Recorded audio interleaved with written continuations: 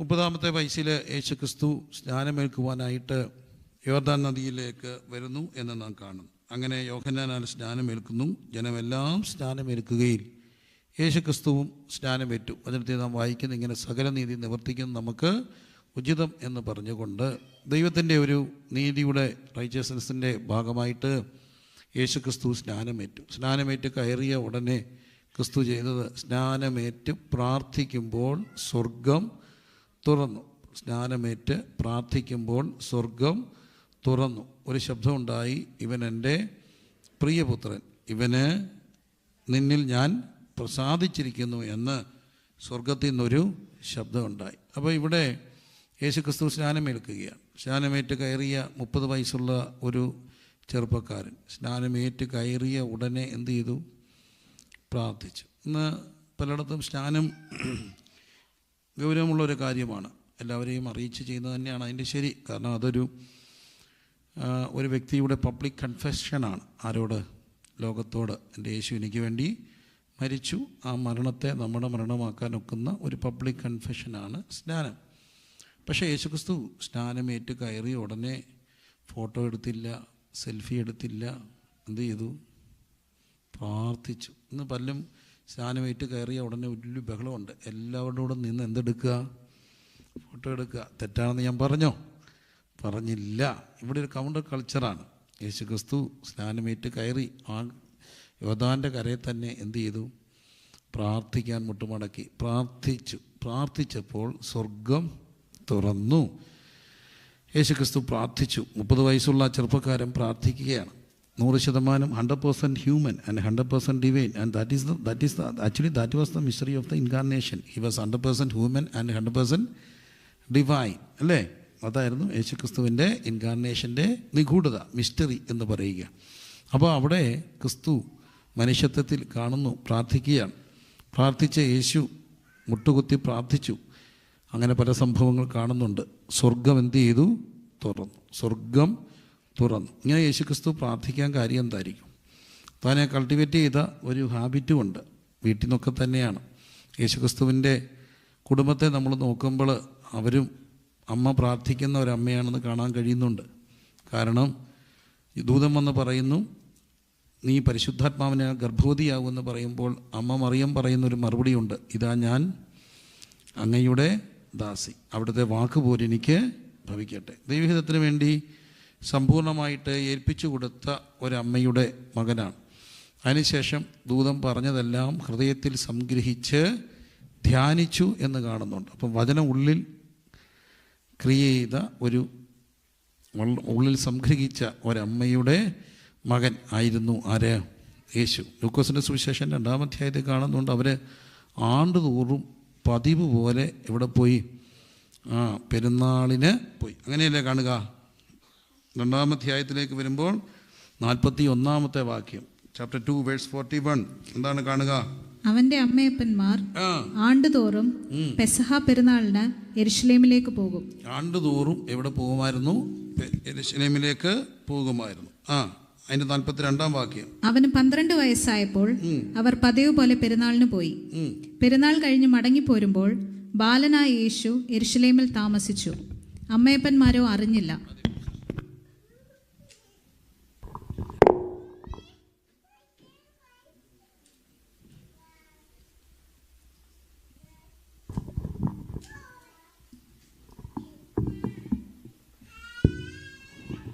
അപ്പോൾ നമ്മൾ കാണുന്നു. ഹലോ, ഓക്കെയാണ്, ശരി. അപ്പോൾ എൻ്റെ കുഴപ്പമല്ലായിരുന്നു, മൈക്കിൻ്റെ കുഴപ്പമായിരുന്നു. ഞാൻ അർത്ഥം ആക്ച്വലി ചിലപ്പോൾ ഈ തുടങ്ങുമ്പോൾ ഒരു സ്റ്റാർട്ടിങ് ട്രബിളുണ്ട്, ഒരു വിറയിൽ ഒരു വെപ്രാളം. അത് ഇപ്പോഴും ഉണ്ട്. ഇച്ചിരി കഴിയുമ്പോൾ അതങ്ങ് മാറും. വേറെ സ്റ്റാർട്ടിങ് ട്രബിളുണ്ടോ? ഇല്ലെങ്കിൽ ഞാൻ എല്ലാവർക്കും 5 മിനിറ്റ് തരാം. സ്റ്റാർട്ടിങ് ട്രബിൾ ആർക്കെങ്കിലുമൊക്കെ ഉണ്ടോ? ഇല്ലെന്ന് പറയുകയാണെങ്കിൽ 5 മിനിറ്റ് തരാം. വേണോ? വേണ്ട, ഓക്കെ. അപ്പോൾ യേശുക്രിസ്തുവിൻ്റെ അമ്മ അവിടെ നമ്മൾ കാണുന്ന അവർ പതിവ് പോലെ തുടർമാനമായിട്ട് എവിടെ പോകുമായിരുന്നു? തിരിച്ച് പള്ളിയിൽ പെരുന്നാളിന് പോകുമായിരുന്നു. പെരുന്നാളെന്ന് പറയുമ്പോൾ ഒരു ആഘോഷത്തിനപ്പുറത്ത് ഇന്നത്തെ പെരുന്നാൾ, അല്ലെങ്കിൽ നമ്മൾക്കൊരു നാട്ടിൽ നിന്നൊക്കെ വരുന്നവർക്ക് പെരുന്നാളെന്ന് പറയുമ്പോൾ നമ്മുടെ മനസ്സിൽ വരുന്ന ഒരു മുത്തുക്കുടയും ആനയും അമ്പാരിയും പഞ്ചവാദ്യവും ചെണ്ടമേളവും ബാൻഡുമേളവും റാസയും വെടിക്കെട്ടും പൂരവും എല്ലാമാണ് പെരുന്നാൾ. എന്നാൽ ഇവരെ സംബന്ധിച്ചിടത്തോളം എല്ലാ വർഷവും വർഷാന്തര യാഗം അർപ്പിക്കാൻ വേണ്ടി പോകുന്ന ഒരു വലിയ സംഭവമാണ് എന്ത്? പെരുന്നാൾ. നമുക്കങ്ങനെയാണ് പെരുന്നാളെന്നൊക്കെ പറയുമ്പോൾ നമ്മുടെ മനസ്സിൽ വരുന്നൊരു കൺസെപ്റ്റുണ്ട്. പ്രത്യേകിച്ച് നാട്ടിൽ നിന്നൊക്കെ കയറി വന്നവർക്ക് അങ്ങനെ ഒരു കൺസെപ്റ്റ് ഇല്ലേ? എന്താ പെരുന്നാൾ? പെരുന്നാൾ എന്ന് പറയുമ്പോഴത്തേന് ഭയങ്കര ആഘോഷങ്ങളാണ് അല്ലേ? ഭയങ്കര ബഹളം, വെള്ളമടി, റാസ, മുത്തുക്കുട, ബാൻഡ് മേളം, വഴക്ക്. ഇപ്പം ഞാൻ സാധാരണ പറയുന്നൊരു കാര്യമുണ്ട്. ഞങ്ങളുടെ റാന്നിയിലെ റാസ പെരുന്നാളൊക്കെ ഭയങ്കര റാസയായിരുന്നു, വെള്ളിപ്പള്ളി റാസ ഒക്കെ. അപ്പോൾ എൻ്റെ അപ്പച്ചൻ ആയിരുന്നു അതിൻ്റെ അനൗൺസ്മെൻറ്റ്, TJ കുര്യാക്കോസ് സാർ. എനിക്ക് നല്ല ഓർമ്മയാണ്. ജീപ്പിൻ്റെ മുമ്പിൽ ഇരുന്നുകൊണ്ട് അപ്പച്ചൻ ഇങ്ങനെ ഭയങ്കര സ്റ്റൈലൻ അനൗൺസ്മെൻറ്റ് നടത്തും. വാഗ്ധോരണി ഇങ്ങനെ ഒഴുകി തഴുകി വരും. ഇതാ ഭക്തി നിർഭരമായ റസ. ഈ ഗ്രാമവീഥികളെ രാജവീഥികളാക്കിക്കൊണ്ട് ഈ വാഹനത്തിൻ്റെ തൊട്ടു പിന്നാലെ മന്നം അടിവെച്ച് വന്നുകൊണ്ടിരിക്കുകയാണ്. അപ്പോൾ ഈ ഫ്രണ്ടിൽ ഇത് അടിവെച്ചെന്ന് പറയുമ്പോൾ പുറകിൽ എന്ത് നടക്കുക? അടിയാണ്. അതാണ് പുറകിൽ ഭയങ്കര ഈ ഐലസ എല്ലാ പെരുന്നാളിലും എന്തുണ്ട്? ഐലസ ഉണ്ട്, അടിയുണ്ട്. പെരുന്നാളായ എന്തുണ്ട്? ഒരു അടിയൊക്കെ ഉണ്ട്. അപ്പം അതാണ് ഫ്രണ്ടിൽ എല്ലാ പെരുന്നാളിൻ്റെ അനൗൺസ് ചെയ്യുന്നത്. ഇതാ ഈ വാഹനത്തിന് തൊട്ടു പിന്നാലെ അടിവെച്ച് മന്നം എന്ത് ചെയ്തുകൊണ്ടിരിക്കുക? വന്നുകൊണ്ടിരിക്കുക. അപ്പം ആ പെരുന്നാളല്ല ഈ പെരുന്നാൾ. അമ്മ പ്രാർത്ഥിക്കാൻ വേണ്ടി പോകെ.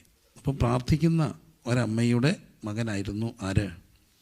യേശു അല്ലേ? ഭയങ്കര ക്വാളിറ്റിയുള്ള ഒരമ്മയുടെ മകനായിട്ടാണ് യേശു. അപ്പനും അതുപോലെ തന്നെയായിരുന്നു.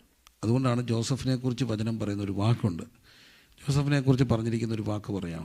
ജോസഫ് ഒത്തിരി സംസാരിച്ചിട്ടൊന്നുമില്ല, പക്ഷെ നമുക്ക് ഇഷ്ടമുള്ള ഒരാളാണ്. വേദപുസ്തകത്തിലെ 2 ജോസഫ്. മെയിനായിട്ട് പഴയ നിയമത്തിലൊരു ജോസഫുണ്ട്. ആരാ? യാക്കോബിൻ്റെ മകൻ ജോസഫ്. ഓടിപ്പോയ ജോസഫ്. എവിടുന്നാ? ഒരു വീട്ടിൽ നിന്ന് ഓടിപ്പോയി. ആരുടെ വീട്ടിൽ നിന്നാ?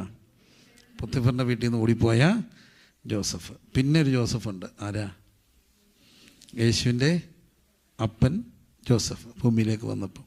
അതുകൊണ്ട് ഇന്നും ആ പേരിന് ഭയങ്കര ഇഷ്ടമാണ്. ജോസുകുട്ടി, ജോസച്ചായൻ, ജോസഫ്, ജോസേട്ടൻ, ജോ, ഇതെല്ലാം എന്തിൻ്റെ നിന്ന് വന്നാ? ഈ ജോസഫാണ്. അപ്പോൾ ജോസഫിനെ കുറിച്ച് പറഞ്ഞിരിക്കുന്നൊരു വാക്കുണ്ട്. ജോസഫ് ആരാ? നീതിമാൻ. ഭയങ്കര വാക്കാണ്. വേദവസ്തം പറയുക ഒരു മനുഷ്യനെ കുറിച്ച്, ഈസ് റൈച്ചസ്. അവൻ ആരാ? നീതിമാൻ. നീതിമാൻ എന്ന ജോസഫിനെ കുറിച്ച് പറയാൻ കാര്യമെന്ന് അപവാദം വരുത്തുവാൻ അവൻ എന്തില്ലായിരുന്നു? മനസ്സിലായിരുന്നു. അത് നമ്മൾ എപ്പോഴും ഓർത്തു വേണം. ഒരു വ്യക്തിയെക്കുറിച്ചും പ്രത്യേകിച്ച് എൻ്റെ ജീവിത പങ്കാളിയുടെ കുറവ് നാട്ടുകാരോട് വിളിച്ച് പറയാത്ത, ലൈവ് ഇടാത്ത ഒരു മനുഷ്യൻ. ഇപ്പോൾ അങ്ങനെയാണ്, ഫേസ്ബുക്ക് ലൈവ് കൊടുക്കുക, ചാകുക. കാരണം അവളിനും ജീവിതത്തിൽ അങ്ങനെ മനുഷ്യരൊക്കെയുണ്ട്. പക്ഷേ അങ്ങനെയൊന്നും ഇല്ലാത്ത, എന്ത് വന്നാലും എൻ്റെ ഭാര്യയുടെ കുറവ് ആരും അറിയരുതെന്ന് ആഗ്രഹിച്ച ഒരു മനുഷ്യനായിരുന്നു ആര്? ജോസഫ്. ആ മനുഷ്യനെ വേദപുസ്തകം വിളിക്കുന്നത് എന്താ? നീതിമാൻ. എന്തൊരു വാക്കാന്ന് നോക്കി. കുറവുകൾ വിളിച്ച് പറയുന്നവരെ അപ്പം വചനം എന്തോ വിളിക്കും? അറിയില്ല. അതന്നേരേ അറിയത്തുള്ളൂ എന്തൊക്കെ വിളിക്കും. ഏതായാലും ആ കുറവ് അറിഞ്ഞാൽ മറിയത്തെ എന്തു ചെയ്യും? കോടതി വിചാരണ ചെയ്യും. എന്നിട്ട് യഹൂദ കോടതി അവളെ കല്ലെറിഞ്ഞ് കൊല്ലും. പക്ഷെ ജോസഫ് പറഞ്ഞില്ല. അതുകൊണ്ട് തന്നെ ക്രിസ്തുവിൻ്റെ അടുക്ക ഒരു സ്ത്രീയെ കല്ലെറിയാൻ കൊണ്ടു. അവയില്ലാത്തവൾ എന്നിട്ട് ക്രിസ്തു എന്ത് ചെയ്തു? കുനിഞ്ഞു. ക്രിസ്തു എന്ത് ചെയ്തു? കുനിയാൻ കാര്യമുണ്ട്. ഈ സ്ത്രീയും കല്ലെറിയാൻ വരുമ്പോൾ നിങ്ങൾ ഈ വിചാരണയ്ക്കൊക്കെ എന്തിനൊക്കെ പിടിക്കപ്പെട്ടവരെ വിചാരണയ്ക്ക് കൊണ്ടുപോകുമ്പോൾ പണ്ട് റോമാക്കോടതി ചെയ്യുന്നൊരു കാര്യമുണ്ട്. അവരുടെ കുറ്റം എഴുതി എവിടെ വെക്കും? മുകളിൽ വെക്കും. ദേഹത്ത് തന്നെ കെട്ടി തൂക്കുകയൊക്കെ ചെയ്യും. യേശുക്രിസ്തുവിൻ്റെ കുറ്റം എഴുതി വെച്ചു. എന്നിട്ടൊരു പിച്ചാത്തി എടുത്ത് ഇങ്ങനെ കുത്തിവെക്കുമെന്നാണ് പറയുക. കാരണം തല ഒരിക്കലും എന്ത് ചെയ്യരുത്? താഴരുത്. ഇന്നും ഞാൻ കണ്ടിട്ടുണ്ട് കോടതിയിലൊക്കെ ചെല്ലുമ്പം തല കുനിച്ചിട്ട്, എടി തല പൊക്കടി, ഞങ്ങളൊന്ന് കാണട്ടെടി. ഏതാ ഇങ്ങനത്തെ ക്രൂരകൃത്യങ്ങളൊക്കെ ചെയ്യുന്നവരെ. പക്ഷെ ഒരിക്കലും ആ സ്ത്രീക്ക് അന്നേരം തല പൊക്കാൻ ഒക്കുമോ? ഇല്ല. അവൾ കുനിഞ്ഞു കാണും. അവിടെ കൂട്ടത്തിൽ ആരും കുനിഞ്ഞു? യേശുവും കുനിഞ്ഞു. യേശു നിലത്ത് എന്ത് ചെയ്തു? എഴുതി. എന്തിനാ എഴുതിയേ? എന്താ എഴുതിയേ? അതാര് പറഞ്ഞു? നമുക്കറിയത്തില്ല. പാപം എഴുതിയെന്ന് പറയുന്നു. അങ്ങനെയൊന്നും ഉണ്ടോ? ഇല്ല. എഴുതി. എന്തോ ആകട്ടെ, പാപമാകട്ടെ, എന്താകട്ടെ, ഒരു കാര്യം അവിടെ ചെയ്തു. ക്രിസ്തു കുറേ നേരം എന്ത് ചെയ്തു? എഴുതിയപ്പം എല്ലാവരുടെയും കയ്യിൽ നിന്ന് എന്ത് ചെയ്തു? കല്ല് താഴെ പോയി. അവിടെ ക്രിസ്തു ചെയ്ത ചെറിയൊരു കാര്യമുണ്ട്. ക്രിസ്തുവിനെ നോക്കിയാൽ മതി, നമുക്ക് ജീവിക്കാനുള്ള എല്ലാ വകയും കിട്ടും. കല്ലെറിയാൻ വേണ്ടി വന്ന ആ പ്രചോദനത്തിലാണ്, ആ ഒരു സ്റ്റിമുലേഷനിലാണ് അവർ വരിക. ആ സ്റ്റിമുലേഷൻ അവർക്ക് കിട്ടി. എന്ത് ചെയ്യണം? കല്ല് എറിയണം. കല്ലെറിയാനുള്ള സ്റ്റിമുലേഷനും അതിൻ്റെ ആ റെസ്പോൺസ്, അതിൻ്റെ ആ പ്രതികരണം, മലയാളത്തിൽ ആ ഒരു പ്രചോദനം, അതിനോട് ചെയ്യുന്ന ഒരു പ്രതികരണം അല്ലേ, ആ റെസ്പോൺസ്. ഇതിനിടയ്ക്ക് ക്രിസ്തു എന്തോ കൊടുത്തു? ഇച്ചിരി സമയം കൊടുത്തു. മനസ്സിലായി? കുനിഞ്ഞെഴുതി പാപം ചെയ്യാത്തവർ കല്ലെറിയട്ടെ, ഇനി അവരുടെ പാപമാണെ വന്ന് നോക്കാനൊരു സമയം കൊടുത്തു. ഏതായാലും ഇച്ചിരി സമയം കൊടുത്തു. എന്തോ കയ്യിൽ നിന്ന് പോയി? കല്ല് താഴെ നിന്ന് പോയി. ഇത്രയേ ഉള്ളൂ. എല്ലാവരും രക്ഷപ്പെടാൻ ഒറ്റ വഴിയേ ഉള്ളൂ. നമുക്ക് എന്തെങ്കിലുമൊക്കെ ചെയ്യാനും പറയാനും ഒക്കെ കൊണ്ടുവരുന്ന ഒരു സ്റ്റിമുലേഷൻ, അതിനും പറച്ചിലിനും പ്രവർത്തിക്കും ഇടയ്ക്ക് എന്ത് കിട്ടണം? ഇച്ചിരി സമയം കിട്ടിയാൽ നമ്മൾ ഈ പറയാൻ വന്നോ പറയുമോ? ചെയ്യാൻ വന്നോ ചെയ്യോ? ഇല്ല. ഞാൻ ചിലപ്പം ഫോൺ ചെയ്യും, 2 പറയാൻ വേണ്ടിയാണ്. ദൈവകൃപ, അവർ ഫോൺ എടുക്കത്തില്ല. കാരണം ഇപ്പോഴത്തെ എല്ലാ ഫോണും റെക്കോർഡാണ്, സൂക്ഷിച്ച് സംസാരിക്കാൻ ഒക്കത്തുള്ളൂ. അപ്പോൾ ദേഷ്യത്തിൽ വിളിക്കുന്ന 2 മണിക്കൂർ കഴിയുമ്പോൾ അവർ വിളിക്കും, പാസ്റ്റർ എന്തിനാ വിളിച്ചേ? കുഞ്ഞ് നിനക്ക് വേണ്ടി ഒന്ന് പ്രാർത്ഥിക്കാനായിരിക്കും. ഒരു വാക്ക് പ്രാർത്ഥിക്കട്ടെ. അപ്പോഴത്തേനും നമ്മൾ ഓക്കെ ആയി. അപ്പം ഫോൺ എടുപ്പിക്കാൻ ഞാൻ ആരാ? ദൈവ. പ്രചോദനത്തിനും പ്രതികരണത്തിനും ഇടയ്ക്ക് എന്ത് കിട്ടി? സമയം കിട്ടി. അപ്പം ഇതാണ് ക്രിസ്തു കൊടുത്തത്. അവർ പറയാൻ വന്നതിനും പറയുന്നതിനും ഇടയ്ക്ക്, പ്രവർത്തിക്കുന്നതിനും ഇടയ്ക്ക് എന്ത് കൊടുത്തു? സമയം കൊടുത്തു. അപ്പം കയ്യിൽ നിന്ന് എന്ത് പോയി? കല്ല് പോയി. കയ്യിൽ നിന്ന് കല്ല് പോയി. എന്നിട്ട് അവസാനം ക്രിസ്തു എഴുന്നേറ്റു. ആരും നിന്നെ എന്ത് ചെയ്തില്ലേ? കല്ല് എറിഞ്ഞില്ല. ഇന്ന് 2 പേരുടെയും തല ഉയർന്നു. നീ പൊക്കോ, ഇനി എന്ത് ചെയ്യരുത്?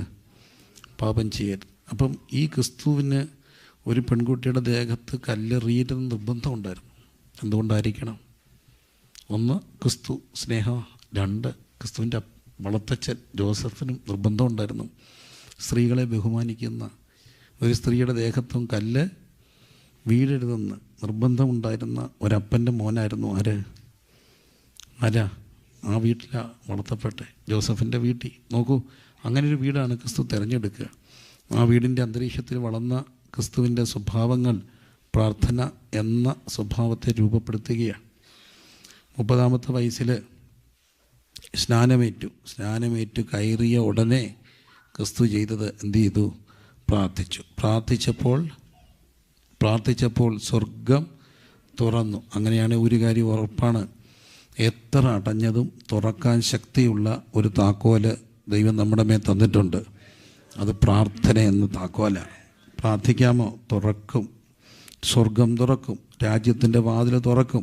പൂട്ടിയിട്ട് തുറക്കും. അടഞ്ഞ വാതിലുകൾ തുറക്കും. എന്തിനും തുറക്കാൻ ശക്തിയുള്ള ഒരു താക്കോല് ദൈവം നമ്മുടെ കയ്യിൽ തന്നിട്ടുണ്ട്. അത് പ്രാർത്ഥന എന്ന താക്കോലാണ്. കരങ്ങൾ ഉയർത്തി ദൈവത്തെ ഒന്ന് സ്തുതിച്ചുകൊണ്ട് എന്നാൽ നമുക്ക് കുറച്ച് നേരം പ്രാർത്ഥിക്കണം. അപ്പം പ്രാർത്ഥിക്കാമോ? എന്ത് ചെയ്യും? തുറക്കും. വിദ്യാഭ്യാസ ഭാവി തുറക്കും. ജീവിതത്തിൻ്റെ ഭാവി തുറക്കും. രാജ്യങ്ങളുടെ വാതിലുകൾ തുറക്കും. സഭയുടെ ആ അവസ്ഥകൾക്ക് വ്യത്യാസം വരും. അടഞ്ഞ വാതിലുകൾ തുറക്കും. ഒറ്റ കാര്യം ചെയ്താൽ മതി. എന്ത് ചെയ്താൽ മതി? പ്രാർത്ഥിച്ചാൽ മതി. പ്രാർത്ഥിക്കണം. എങ്ങനെ പ്രാർത്ഥിക്കണം? ആത്മാവിൽ പ്രാർത്ഥിക്കണം. ദൈവത്തിൻ്റെ നിയോഗങ്ങളിൽ പ്രാർത്ഥിക്കണം. ക്രിസ്തു പ്രാർത്ഥിച്ചു, സ്വർഗം തുറന്നു. അപ്പം തന്നെ ഉത്തരവും വന്നു, ഇവൻ എൻ്റെ പ്രിയപുത്രൻ, ഇവന് ഞാൻ പ്രസാദിച്ചിരിക്കുന്നു. അപ്പോൾ എപ്പോഴും ഓർത്തോണം, പ്രാർത്ഥിക്കുന്ന വ്യക്തിയിൽ സ്വർഗം എന്തു ചെയ്യും? പ്രസാദിക്കും. ക്രിസ്തു നമ്മളെ പഠിപ്പിക്കുകയാണ്. പ്രാർത്ഥിച്ചു. വീണ്ടും മുമ്പോട്ട് പോകുമ്പോൾ ക്രിസ്തു പ്രാർത്ഥിച്ചത് നാം കാണുന്നുണ്ട്. വീണ്ടും മുമ്പോട്ട് പോകുമ്പോൾ നാം കാണുകയാണ്, 3-ാം അധ്യായത്തിൽ പ്രാർത്ഥിച്ചു എന്ന് കാണുന്നു. ഇനി 5-ാം അധ്യായത്തിൻ്റെ 16-ാമത്തെ വാക്യത്തിൽ കാണുന്നു, അവനോ നിർജ്ജനദേശത്തേക്ക്, but he would withdrew to desolate places and pray. അവനോ നിർജ്ജനദേശത്തേക്ക്, ഒരു സോളിറ്റ്യൂഡിലേക്ക് വാങ്ങിപ്പോയി എന്ത് ചെയ്തു? പ്രാർത്ഥിച്ചു. അപ്പോൾ എല്ലാ തിരക്കുകളുടെ ഇടയിൽ നിന്നും ക്രിസ്തു വാങ്ങിപ്പോയി എന്ത് ചെയ്തു? പ്രാർത്ഥിച്ചു. നമ്മളോടും കർത്താവ് ആവശ്യപ്പെടുന്നൊരു കാര്യമുണ്ട്. ഇടയ്ക്കിടയ്ക്ക് തിരക്കിനകത്തുനിന്ന് ഒന്ന് വാങ്ങിപ്പോകണം, എന്നിട്ട് എന്ത് ചെയ്യണം? പ്രാർത്ഥിക്കണം. ചെറിയൊരു പിൻവാങ്ങൽ, 1 മിനിറ്റെങ്കിലും മാറിപ്പോയി പ്രാർത്ഥിക്കാൻ എല്ലാ തിരക്കിലും സമയം കണ്ടെത്തണം. അങ്ങനെ കണ്ടിന്യൂസ് ആയിട്ട് പ്രാർത്ഥിക്കാൻ ഒത്തില്ലെങ്കിൽ കുഞ്ഞുങ്ങളോടൊക്കെ ഞാൻ പറയട്ടെ, 1 മിനിറ്റ്. നിങ്ങൾക്കറിയാം, നേഴ്സസൊക്കെ ജോലി ചെയ്യുമ്പം നൈറ്റിൽ ഇടയ്ക്കിടയ്ക്ക് അല്ലെങ്കിൽ അരമണിക്കൂറോ 3/4 മണിക്കൂറൊക്കെ എന്തുണ്ട്? ബ്രേക്കുണ്ട്. അതുപോലെ 1 മിനിറ്റോ 2 മിനിറ്റോ ഒക്കെ ഒന്ന് ബ്രേക്ക് എടുത്തിട്ട് ഒന്ന് മാറി 1 മിനിറ്റ് ദൈവത്തോട് എന്ത് ചെയ്യണം? പ്രാർത്ഥിക്കണം. ക്രിസ്തു പ്രാർത്ഥിച്ചു. നിർജ്ജനദേശത്തേക്ക് വാങ്ങിപ്പോയി എന്ത് ചെയ്തു? പ്രാർത്ഥിച്ചു. പക്ഷേ യേശു ക്രിസ്തു പ്രാർത്ഥിക്കുന്നതിന് മുമ്പ് ഓരോ സംഭവങ്ങൾ കാണുന്നുണ്ട്. 5-ാം അധ്യായത്തിൻ്റെ 12-ാമത്തെ വാക്യത്തിൽ 5:12 കുഷ്ഠം നിറഞ്ഞൊരു മനുഷ്യൻ യേശുവിനെ കണ്ടെന്ത് ചെയ്തു? കവിണ് വീണു. യേശു ക്രിസ്തുവിൻ്റെ അടുക്ക് വന്ന് കവിണ് വീണു. അവൻ പറയുന്നുണ്ട്, കർത്താവേ, നിനക്ക് മനസ്സുണ്ടെങ്കിൽ എന്നെ ശുദ്ധമാക്കുക. അത് ഇച്ചിരി ഒന്ന് അല്ലാതൊന്ന് പറഞ്ഞു നോക്കിയേ. ആ മലയാള പദം, നിനക്ക് മനസ്സുണ്ടെങ്കിൽ ഒന്ന് എന്ത് ചെയ്യേ? പ്രാർത്ഥിക്കും. നമ്മളൊരാൾ വന്ന് പറയുക, ഒന്ന് മനസ്സുണ്ടെങ്കിൽ പ്രാർത്ഥിക്കും ഉപദേശി എന്ന് പറഞ്ഞാൽ നമുക്ക് എന്തോ ഫീലിംഗ് തോന്നും. ഇവനൊന്നിൽ എന്തായിരിക്കാം. പക്ഷേ അതൊരു ലാസ്റ്റ് വേർഡാണ്. ഈ പിള്ളേരുടെ പുറകെ നടക്കും അമ്മമാർ. പഠിക്ക്. ഇവിടുത്തെ മക്കളോടൊക്കെ അങ്ങനെ കമ്പൽ ചെയ്യാൻ ഒക്കുമോ? എന്നാലും പറയല്ലേ, വാ കൊണ്ട് പറയാമെന്നല്ല, എന്ത് ചെയ്യും? പറയും. അവസാനം ഞങ്ങളുടെ നാട്ടിലെ അമ്മമാരൊക്കെ പറയുന്നുണ്ട്, എടി നിനക്ക് വേണേ എന്ത് ചെയ്യും? പഠിച്ചില്ലേലും എൻ്റെ കെട്ടിയോന് എടി പെൻഷൻ കിട്ടുമടി, ചാകുന്നിടം വരെ ഞങ്ങൾക്ക് ജീവിക്കാനുള്ളത് ഉണ്ട്, ഞങ്ങൾക്ക് വേണ്ടി നീ ഒന്നും എന്ത് ചെയ്യണ്ട, പഠിക്കണ്ട. ലാസ്റ്റ് വാക്കാ അല്ലേ? നമുക്ക് വേണ്ടി, എനിക്ക് നിങ്ങളുടെ ഒന്നും വേണ്ടതാനും, പക്ഷേ നീ വേണേ എന്ത് ചെയ്യണം? പഠിക്കണം. ഒരു പൊട്ടിത്തെറിച്ച് പറയുന്നൊരു വാക്കാണ്. പക്ഷേ ഇവിടെ കർത്താവ് ഉടനെ ആ മനുഷ്യനെ എന്ത് ചെയ്തു?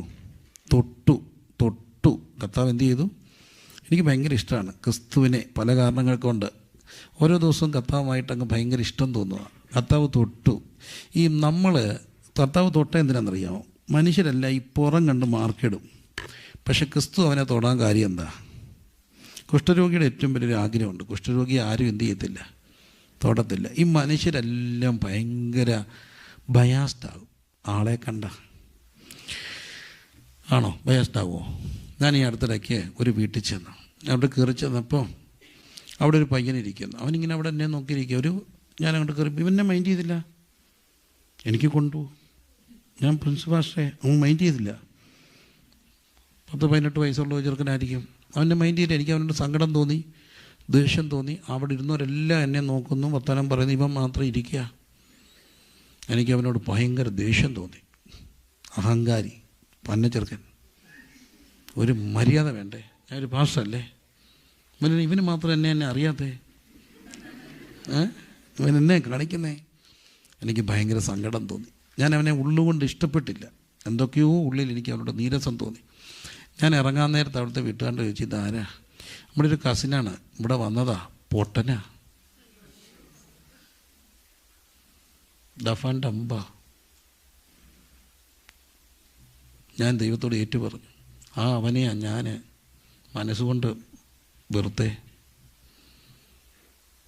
മനുഷ്യരെല്ലാം ഈ പുറമേ കാണും, എന്നിട്ട് ഉടനെ അങ്ങ് മാർക്കിടും. കോവിഡിൻ്റെ സമയത്താണ് ഒരു വലിയ കല്യാണം ഞങ്ങളുടെ ചർച്ച നടക്കുക.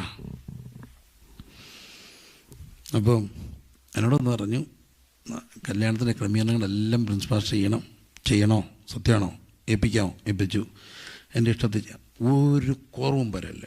ഡീസൻ്റ് ആയിരിക്കണം. പൈസ ഒന്നും വിഷയമല്ല, പക്ഷെ മാന്യമായിട്ട് ചെയ്യണം.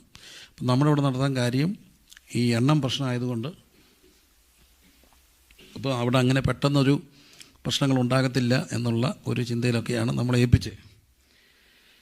അപ്പം സാറിന് അന്ന് ഹെൽത്തുകാർ വരും, പോലീസുകാർ വരും, ബഹളം. അപ്പോൾ ആ ഒരു കാര്യങ്ങൾ കൊണ്ടൊക്കെയാണ് എന്നെ കൂടെ ഏൽപ്പിച്ചത്. ഞാൻ പറഞ്ഞാൽ എല്ലാം ചെയ്യാം, ശുശ്രൂഷകളെല്ലാം നിങ്ങൾ ചെയ്തോളൂ, ഞാൻ അവിടെ വന്നിരുന്നാൽ ഇത് കാര്യങ്ങളെല്ലാം. ഞാൻ പറഞ്ഞാൽ ശരി, ഈ കാര്യങ്ങളെല്ലാം ഞാൻ ചെയ്യണോ? ചെയ്യാം. ഏൽപ്പിച്ചു. ഇനി എൻ്റെ ഇഷ്ടത്തിൽ ചെയ്യണോ? ചെയ്തോണം. എല്ലാം ചെയ്യണം. അപ്പം ഞാൻ മെനു എല്ലാം അയച്ചു കൊടുത്തു. നമ്മുടെ ഉള്ള സംവിധാനം എല്ലാം വെച്ച് എല്ലാ കാര്യങ്ങളും വൃത്തിയായിട്ട് ചെയ്തു. മറന്നു പോകാൻ സമയമായിട്ടില്ല. ഏത് പരിപാടിക്ക് എന്നാലും വാതുക്കെ നെട്ടിക്ക് ഉടനെ ഒരു തോക്കുണ്ട്. മറന്നുപോയോ? എന്തുവാ മറന്നല്ലേ? പോയിട്ടില്ല സാധനം, എങ്ങാണ്ടൊക്കെ ഉണ്ട്. നെറ്റിക്ക് ടെമ്പറേച്ചർ തോക്ക് മറന്നുപോയില്ലേ? എവിടെ ചെന്നാലും എന്ത് നോക്കും? ടെമ്പറേച്ചർ നോക്കും, നമ്മുടെ പേര്, ഫോൺ നമ്പർ എല്ലാം എഴുതിയെടുക്കും. അപ്പം ഇതെല്ലാം അതിൻ്റെ ഒരു പ്രോട്ടോക്കോളാണ്, മാൻഡേറ്ററിയാണ്. അപ്പം ഞാൻ ഈ നടത്തുന്ന ഇവൻറ്റുകാരോട് പറഞ്ഞു 2 പിള്ളേരെ കൊണ്ടുവരണം അത് എഴുതി വെക്കാൻ. അപ്പം ഇവർ വന്നു. രാവിലെ ഒരു 7-7:30 ആയപ്പോഴത്തേന് ഈ 2 കൊച്ചുങ്ങൾ വന്നു. അവർ ഡ്രസ്സ് മാറി എല്ലാം വൃത്തിയായിട്ട് അവിടെ പോയി നിൽപ്പുണ്ട്. ഇതുങ്ങളൊരു നല്ല നൈറ്റി, ഒരു ചെറിയ മിടിയും ഒറ്റ കോട്ടും ഒക്കെ ഇട്ട 2 നല്ല പെൺപിള്ളേരാണ്. വന്നൊരച്ഛൻ എന്നോടങ്ങ് തുടങ്ങി, എടോ പ്രിൻസ് മാസ്റ്ററെ, എന്താ താനെന്നാ ഇങ്ങനെ തുടങ്ങി? ഞാൻ ചോദിച്ചു എന്ത് പറ്റി? പാപി സഭയുടെ മുമ്പിൽ കൊണ്ട് നിർത്തിയേക്കുവാണോ? ഞാൻ ചോദിച്ചു എന്തോന്ന്? കാല് കാണുന്ന 2 പെൺപിള്ളേരെ ലൈവ് പോവുക. ദൈവദോഷമല്ലേ? ഞാൻ ചോദിച്ചു കിളവ താനിതിനെ നോക്കിയേ? മുതുക്കനെ കയറി പോയാൽ പോരെ, താൻ വട്ടം കെട്ടി നിൽക്കും, പോടോ കയറി. അല്ല ഇളെന്തിനാ അവിടെ നിന്നേ? എനിക്കറിയാൻ വേണ്ടി അയാളെന്തിനാ അവിടെ നിന്നേ? കയറി പോയാൽ പോരെ. രണ്ടാമൊന്നുകൂടെ നോക്കിയോണ്ടല്ലേ പുള്ളി കണ്ടേ? ഒറ്റ വട്ടത്തിന് ഒന്നും കാണത്തില്ല. കണ്ട ഹെലൻ തലയാട്ടി. രണ്ടാമൊന്നുകൂടെ നോക്കിയോണ്ടാണ് പുള്ളി എന്ത് ചെയ്തേ കണ്ടേ. ഫസ്റ്റ് സൈറ്റിലൊന്നും കാണത്തില്ല. അപ്പോൾ ഇഷ്ടപ്പെട്ടു, ഒന്നുകൂടെ നോക്കി, എല്ലാം പോയി. ഈ പിള്ളേരവിടെ ഇരിക്കുക, അതൊക്കെ നിന്ന് കല്യാണം നടക്കുക. അപ്പം ഞാനും വൈഫും കൂടെ പറഞ്ഞു കൊച്ചുങ്ങളെ ഒന്ന് വിളിച്ചു. അപ്പോൾ എനിക്ക് മനസ്സിലൊരു സന്തോഷം. നല്ല 2 പെൺപിള്ളേർ. അപ്പം ഞാനും വൈഫും ഉണ്ട്. ഞാനൊരു ചെറിയ ഗിഫ്റ്റ് കൊടുത്തു. ഈ കുഞ്ഞൊക്കെ 2 പേർക്ക് ഒരിച്ചിരി പൈസ കൊടുത്തു. ഈ പൈസ മേടിച്ചിട്ട് അവർ പറഞ്ഞു, അവരെന്നെ അച്ഛാന്നാണ് വിളിക്കുക. അച്ഛാ ഇതെല്ലാം കണ്ടിട്ട് ഞങ്ങളെ മാർക്കിടല്ലേ, കമ്പനിയുടെയാ. അച്ഛൻ തളർന്ന് കിടക്കുക, അമ്മ രോഗിയാണ്, ആഴ്ച ഒരിക്കൽ ഇങ്ങനെ പോവും, 10,000 രൂപ കിട്ടും. ആലുവായിൽ നിന്ന് സ്കൂട്ടർ ഓടിച്ച് വന്ന 7 മണിയായിട്ട് വരിക. ഞാൻ ഈ കൊച്ചിനോട് സംസാരിക്കുമ്പോൾ 10 മണിയായി. അപ്പോഴും എൻ്റെ മോൾ എഴുന്നേറ്റിട്ടില്ല. അല്ല, മനസ്സിലാക്കണം, അവർ കൊടുക്കവാ. അപ്പോഴാണ് ഈ 2 പെൺപിള്ളേർ ആലുവായിൽ നിന്ന് വണ്ടി ഓടിച്ച് സ്കൂട്ടറെ വന്ന് ഈ കോട്ട് വിട്ട് നിൽക്കുക. ഇനി ഇതുങ്ങളെപ്പം ചെല്ലും? നമ്മൾ കാണുമ്പോൾ അങ്ങ് മാർക്കിടും. പക്ഷേ എൻ്റെ തമ്പുരാനൊരു പ്രത്യേകതയുണ്ട്. ഒരു മനുഷ്യൻ്റെയും പുറം നോക്കി മാർക്കിടാതെ അകമറിയുന്നൊരു ക്രിസ്തുവുണ്ട്. ക്രിസ്തുവിന് മാത്രമേ അത് കഴിയത്തുള്ളൂ. നമ്മൾ പെട്ടെന്ന് ഒരു മനുഷ്യനെ അങ്ങ് മാർക്കിടും. നമ്മൾ ഈ വലിയ ഒരുങ്ങി ബഹളം വെച്ച് നടക്കുന്ന പിള്ളേരെയൊക്കെ മാർക്കിടും. എന്തൊക്കെയോ മറയ്ക്കാൻ വേണ്ടിയാണ് ഇതെല്ലാം കാണിക്കുന്നത്. 2 വട്ടം ആഞ്ഞു ചോദിച്ചാൽ ഇതുങ്ങൾ കരയും. മനുഷ്യരെല്ലാം പുറം കാണുന്നതാണ്. പക്ഷേ ആരിലും എൻ മനോഭാരങ്ങളെ അറിയുന്ന ഒരു വല്ലഭനുണ്ട്. കണ്ണുകളടച്ചൊരു നിമിഷം കരമുയർത്തി ആ കർത്താവിനോടെല്ലാം പറയാം, മക്കളെ, എല്ലാം പറയാം. പുറം കണ്ട് മാർക്കിടത്തില്ല, പുറം കണ്ട് അഹങ്കാരിയാന്ന് പറയത്തില്ല, പുറം കണ്ട് മോശമാണെന്ന് പറയത്തില്ല. അകം കാണുന്നൊരു ക്രിസ്തുവുണ്ട്. ആ ക്രിസ്തു ഇവിടെ വന്നിട്ടുണ്ട്. ക്രിസ്തു ഇവിടെ വന്നിട്ടുണ്ട്. ആരിലും എൻ മനോഭാരങ്ങളെ അറിയുന്ന വല്ലഭ ആരിലും എൻ മനോഭാരങ്ങളെ അറിയുന്ന വല്ലഭനുണ്ടെനിക്ക്. ആകുലത്തിൽ എന്റെ വ്യാകുലത്തിൽ ആശ്വാസമവനെനിക്കേകിടുന്നു. ആകുലത്തിൽ എന്റെ വ്യാകുലത്തിൽ ആശ്വാസമവനെനിക്കേകിടുന്നു. ആരിലുമെൻ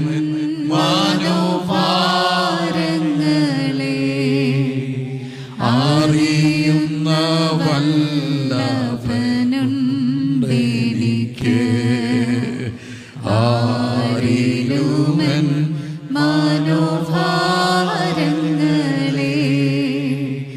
അറിയുന്ന വല്ലഭനുണ്ടെനിക്ക്. ഒരു നിമിഷം കരങ്ങൾ ഉയർത്തി കർത്താവിനോടൊന്ന് പ്രാർത്ഥിച്ച്. ഞാൻ പെട്ടെന്ന് ബയാസ്ഡ് ആകുന്നുണ്ടോ? ക്രിസ്തു ശിഷ്യർ ബയാസ്ഡ് ആകല്ലേ. ഒരു മനുഷ്യനെയും പെട്ടെന്ന് വിധിക്കരുത്. ഒരു മനുഷ്യനെയും പെട്ടെന്ന് വിധിക്കരുത്. എല്ലാവരുടെയും അകത്ത് പുറം കാണാത്തൊരകമുണ്ട്, മനുഷ്യൻ കാണാത്തൊരു മുഖമുണ്ട്. മനുഷ്യൻ കാണാത്തൊരു മുഖമുണ്ട്. അത് കാണുന്ന, അറിയുന്ന ക്രിസ്തു അവനെ തൊട്ടത് അവൻ്റെ പുറത്തല്ല, അവൻ്റെ അകത്തെയാണ്. അവൻ്റെ അകത്തെയാണ് കർത്താവ് തൊടുന്നേ. ഈ രാത്രി ആ കർത്താവ് ഇവിടെ വന്നിട്ടുണ്ട്. ഇന്നലെ രാത്രി ഞങ്ങൾ അനുഭവിച്ചൊരു ദൈവ സാന്നിധ്യമുണ്ട്. ഈ രാത്രിയിലും അകമറിയുന്ന ഒരു കർത്താവ്.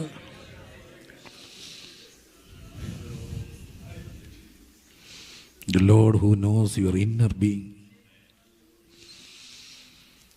എല്ലാം പറയാനൊക്കുന്ന ഒരു ക്രിസ്തു. അരിലുമെൻപനുപാരങ്ങളെ അറിയുന്ന വല്ലഭനുണ്ടെനിക്ക്. ആരിലുമൻ മനോഭാരങ്ങളെ അറിയുന്ന വല്ലഭനുണ്ടെനിക്ക്.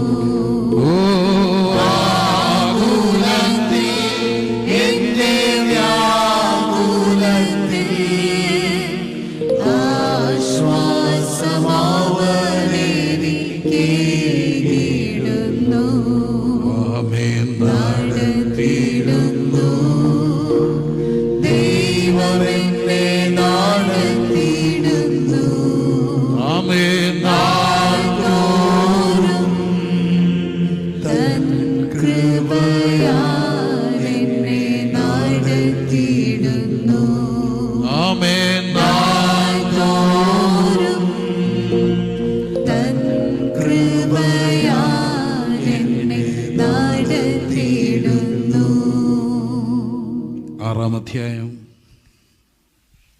12 വാക്യം. 6 അധ്യായത്തിൻ്റെ 12 വാക്യം.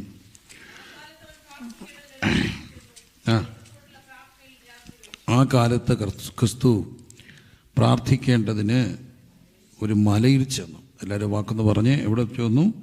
മലയിൽ. He went out to the mount to pray. ഒരു ഉയർന്ന സ്ഥലത്ത് പോയി പ്രാർത്ഥിച്ചു. ഉയർന്ന സ്ഥലത്ത് പോയി പ്രാർത്ഥിക്കുന്നത് നല്ലതാണ്. ഇന്ന് പല കുഞ്ഞുങ്ങൾക്കും ഇഷ്ടമാണ് ഓഫ് റോഡ് റൈഡ്. എന്തിനാണ്? വണ്ടി ഓടിച്ച് വലിയ കളത്തിലൊക്കെ പോവുക. പ്രാർത്ഥിക്കാൻ പോകണം ഉയർന്ന സ്ഥലങ്ങളിൽ. എന്തിനാ ചോദിച്ചാൽ ചുറ്റോട് ചുറ്റും നോക്കി എന്ത് ചെയ്യാം? പ്രാർത്ഥിക്കാം. ഉയർന്ന സ്ഥലത്ത് ക്രിസ്തു പോയി. അങ്ങനെ പല സ്ഥലത്ത് നമ്മൾ കാണുന്നുണ്ട്. യേശു ഉയർന്ന സ്ഥലത്ത് ഒരു മലയിൽ പോയി എന്ത് ചെയ്യുന്നത്? ക്രിസ്തു ഒരു ശബത്തിൽ വെളഭൂമി കൂടെ എന്ത് ചെയ്യുക? കടന്നു പോകുമ്പോൾ അവിടുത്തെ ശിഷ്യന്മാർ കതിർ പറിച്ച് കൈകൊണ്ട് തിരുമ്മി തിന്നു. ഈ കൈകൊണ്ട് കതിര് പറിച്ച് തിരുമ്മി തിന്നുമ്പോൾ ഉള്ള പ്രശ്നമുണ്ട്. ശബത്ത് ലംഘിക്കുക. അന്ന് സാബത്ത് ഭക്ഷണം കഴിക്കാനൊക്കത്തില്ല. ആ ലോയ അവർ തെറ്റിക്കുക. അപ്പോൾ അത് കണ്ട പരീശരിങ്ങനെ എന്തോ ഉണ്ടെന്ന് നോക്കി നടക്കും. അങ്ങനെ ഒരു കൂട്ടരുണ്ട്. അവരുടെ പേരെന്താ? പരീശര്. എന്തോ ഉണ്ടെന്ന് നോക്കുന്നവരുണ്ട്. അതിന്നും ഉണ്ട്, എക്കാലമുണ്ട്. ചെറിയ തെറ്റുകൾ പോലും ശ്രദ്ധിക്കപ്പെടാൻ വേണ്ടി ഇരിക്കുന്നവർ. അവർ പറഞ്ഞു, നിൻ്റെ ശിഷ്യന്മാരെന്താ ഇങ്ങനെ ചെയ്യുക? അപ്പം ക്രിസ്തു പറഞ്ഞൊരു വാക്കുണ്ട്. ദാവീദ്, നമ്മുടെ വല്യപ്പച്ചൻ, പുരോഹിതന്മാർക്ക് മാത്രം കഴിക്കാൻ അവകാശമുള്ള കാഴ്ചയപ്പം, അതായത് അതിന് പ്രത്യേകമായ ഫുഡാണ്, അതെടുത്ത് കഴിക്കുകയും കൂടെയുള്ളവർക്ക് കൊടുക്കുകയും ചെയ്തല്ലോ. അത്രയും വലിയ തെറ്റൊന്നും എൻ്റെ ശിഷ്യർ ചെയ്തില്ല. ഇച്ചിരി കതിര് തിരുമ്മി തിന്നതല്ലേ ഉള്ളൂ. ഈ നെൽക്കതിര് പറിച്ച് കഴിച്ചാൽ അവിടെ വിശപ്പടങ്ങില്ല. പിന്നെ അവരെന്തിനത് ചെയ്തേ? ഒരു രസത്തിന് ചെയ്തായിരിക്കാം, വിശപ്പ് കൊണ്ടായിരിക്കാം, അങ്ങ് ചെയ്തു. നമ്മളായിരുന്നു എന്ത് ചെയ്തേനെ? ഞാനായിരുന്നു ചെയ്തേനെ. ചോദിച്ചേനെ, എൻ്റെ ശിഷ്യരെ, പത്രോസേ, തോമാസേ, നിറഞ്ഞോ? സമാധാനമായല്ലോ? അപ്പം നിറഞ്ഞില്ലേ? കിട്ടിക്കോ, എല്ലാവർക്കും കൂടെ മേടിക്കോ. ശബത്ത് ലംഘിച്ച കല്ലറ. അങ്ങനെ എങ്ങാനും ക്രിസ്തു പറഞ്ഞായിരുന്നെങ്കിൽ എന്തു പറ്റിയേനെ? അവിടെ നിന്നവരെല്ലാം കൂടി ആരെ എറിഞ്ഞേനെ? ശിഷ്യരെ എറിഞ്ഞേനെ. ശബത്ത് ലംഘിച്ചതാ. ഈ ക്രിസ്തുവിൻ്റെ ഒരു പ്രത്യേകതയുണ്ട്, കൂട്ടത്തിൽ കൂടി എറിയത്തില്ല. നമുക്ക് ഈ കൂട്ടത്തിൽ പറയാൻ ഇഷ്ടമാണ്. ഒരു ഗുരുവിനെ എല്ലാവരും കൂടെ കല്ലെറിയുക. അപ്പം കല്ലെറിയാൻ ആഹ്വാനം കൊടുത്ത ഗുണ്ട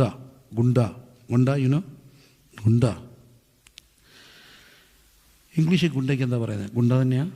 വില്ലൻ? ഇന്നെന്താ? Gang leader, gangster.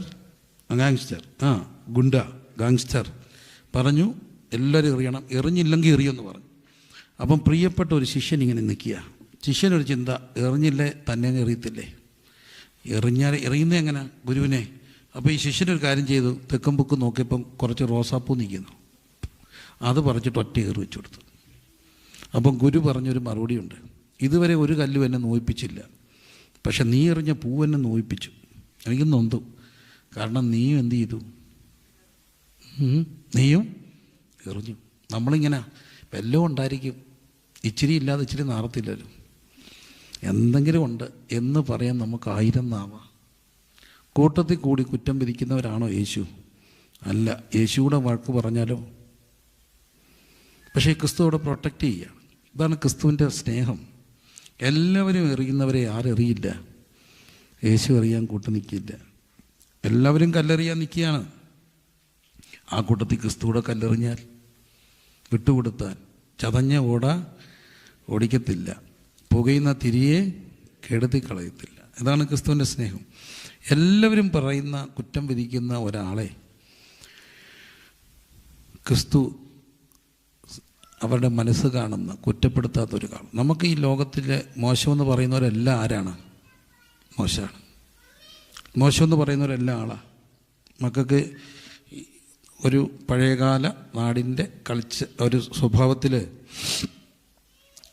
പിള്ളേർക്ക് മനസ്സിലാകാൻ ചിലപ്പോൾ ഇവിടുത്തെ അവിടെ ഈ ശരീരം വിറ്റ് ജീവിക്കുന്ന സെക്ഷൽ വർക്കേഴ്സ് എന്ന് പറയുന്നവർ, അവരുടെ പേരിലൊക്കെ ഇപ്പോഴൊക്കെയാണ് അങ്ങനെ സെക്ഷൽ വർക്കേഴ്സ് എന്നൊക്കെ പറയും.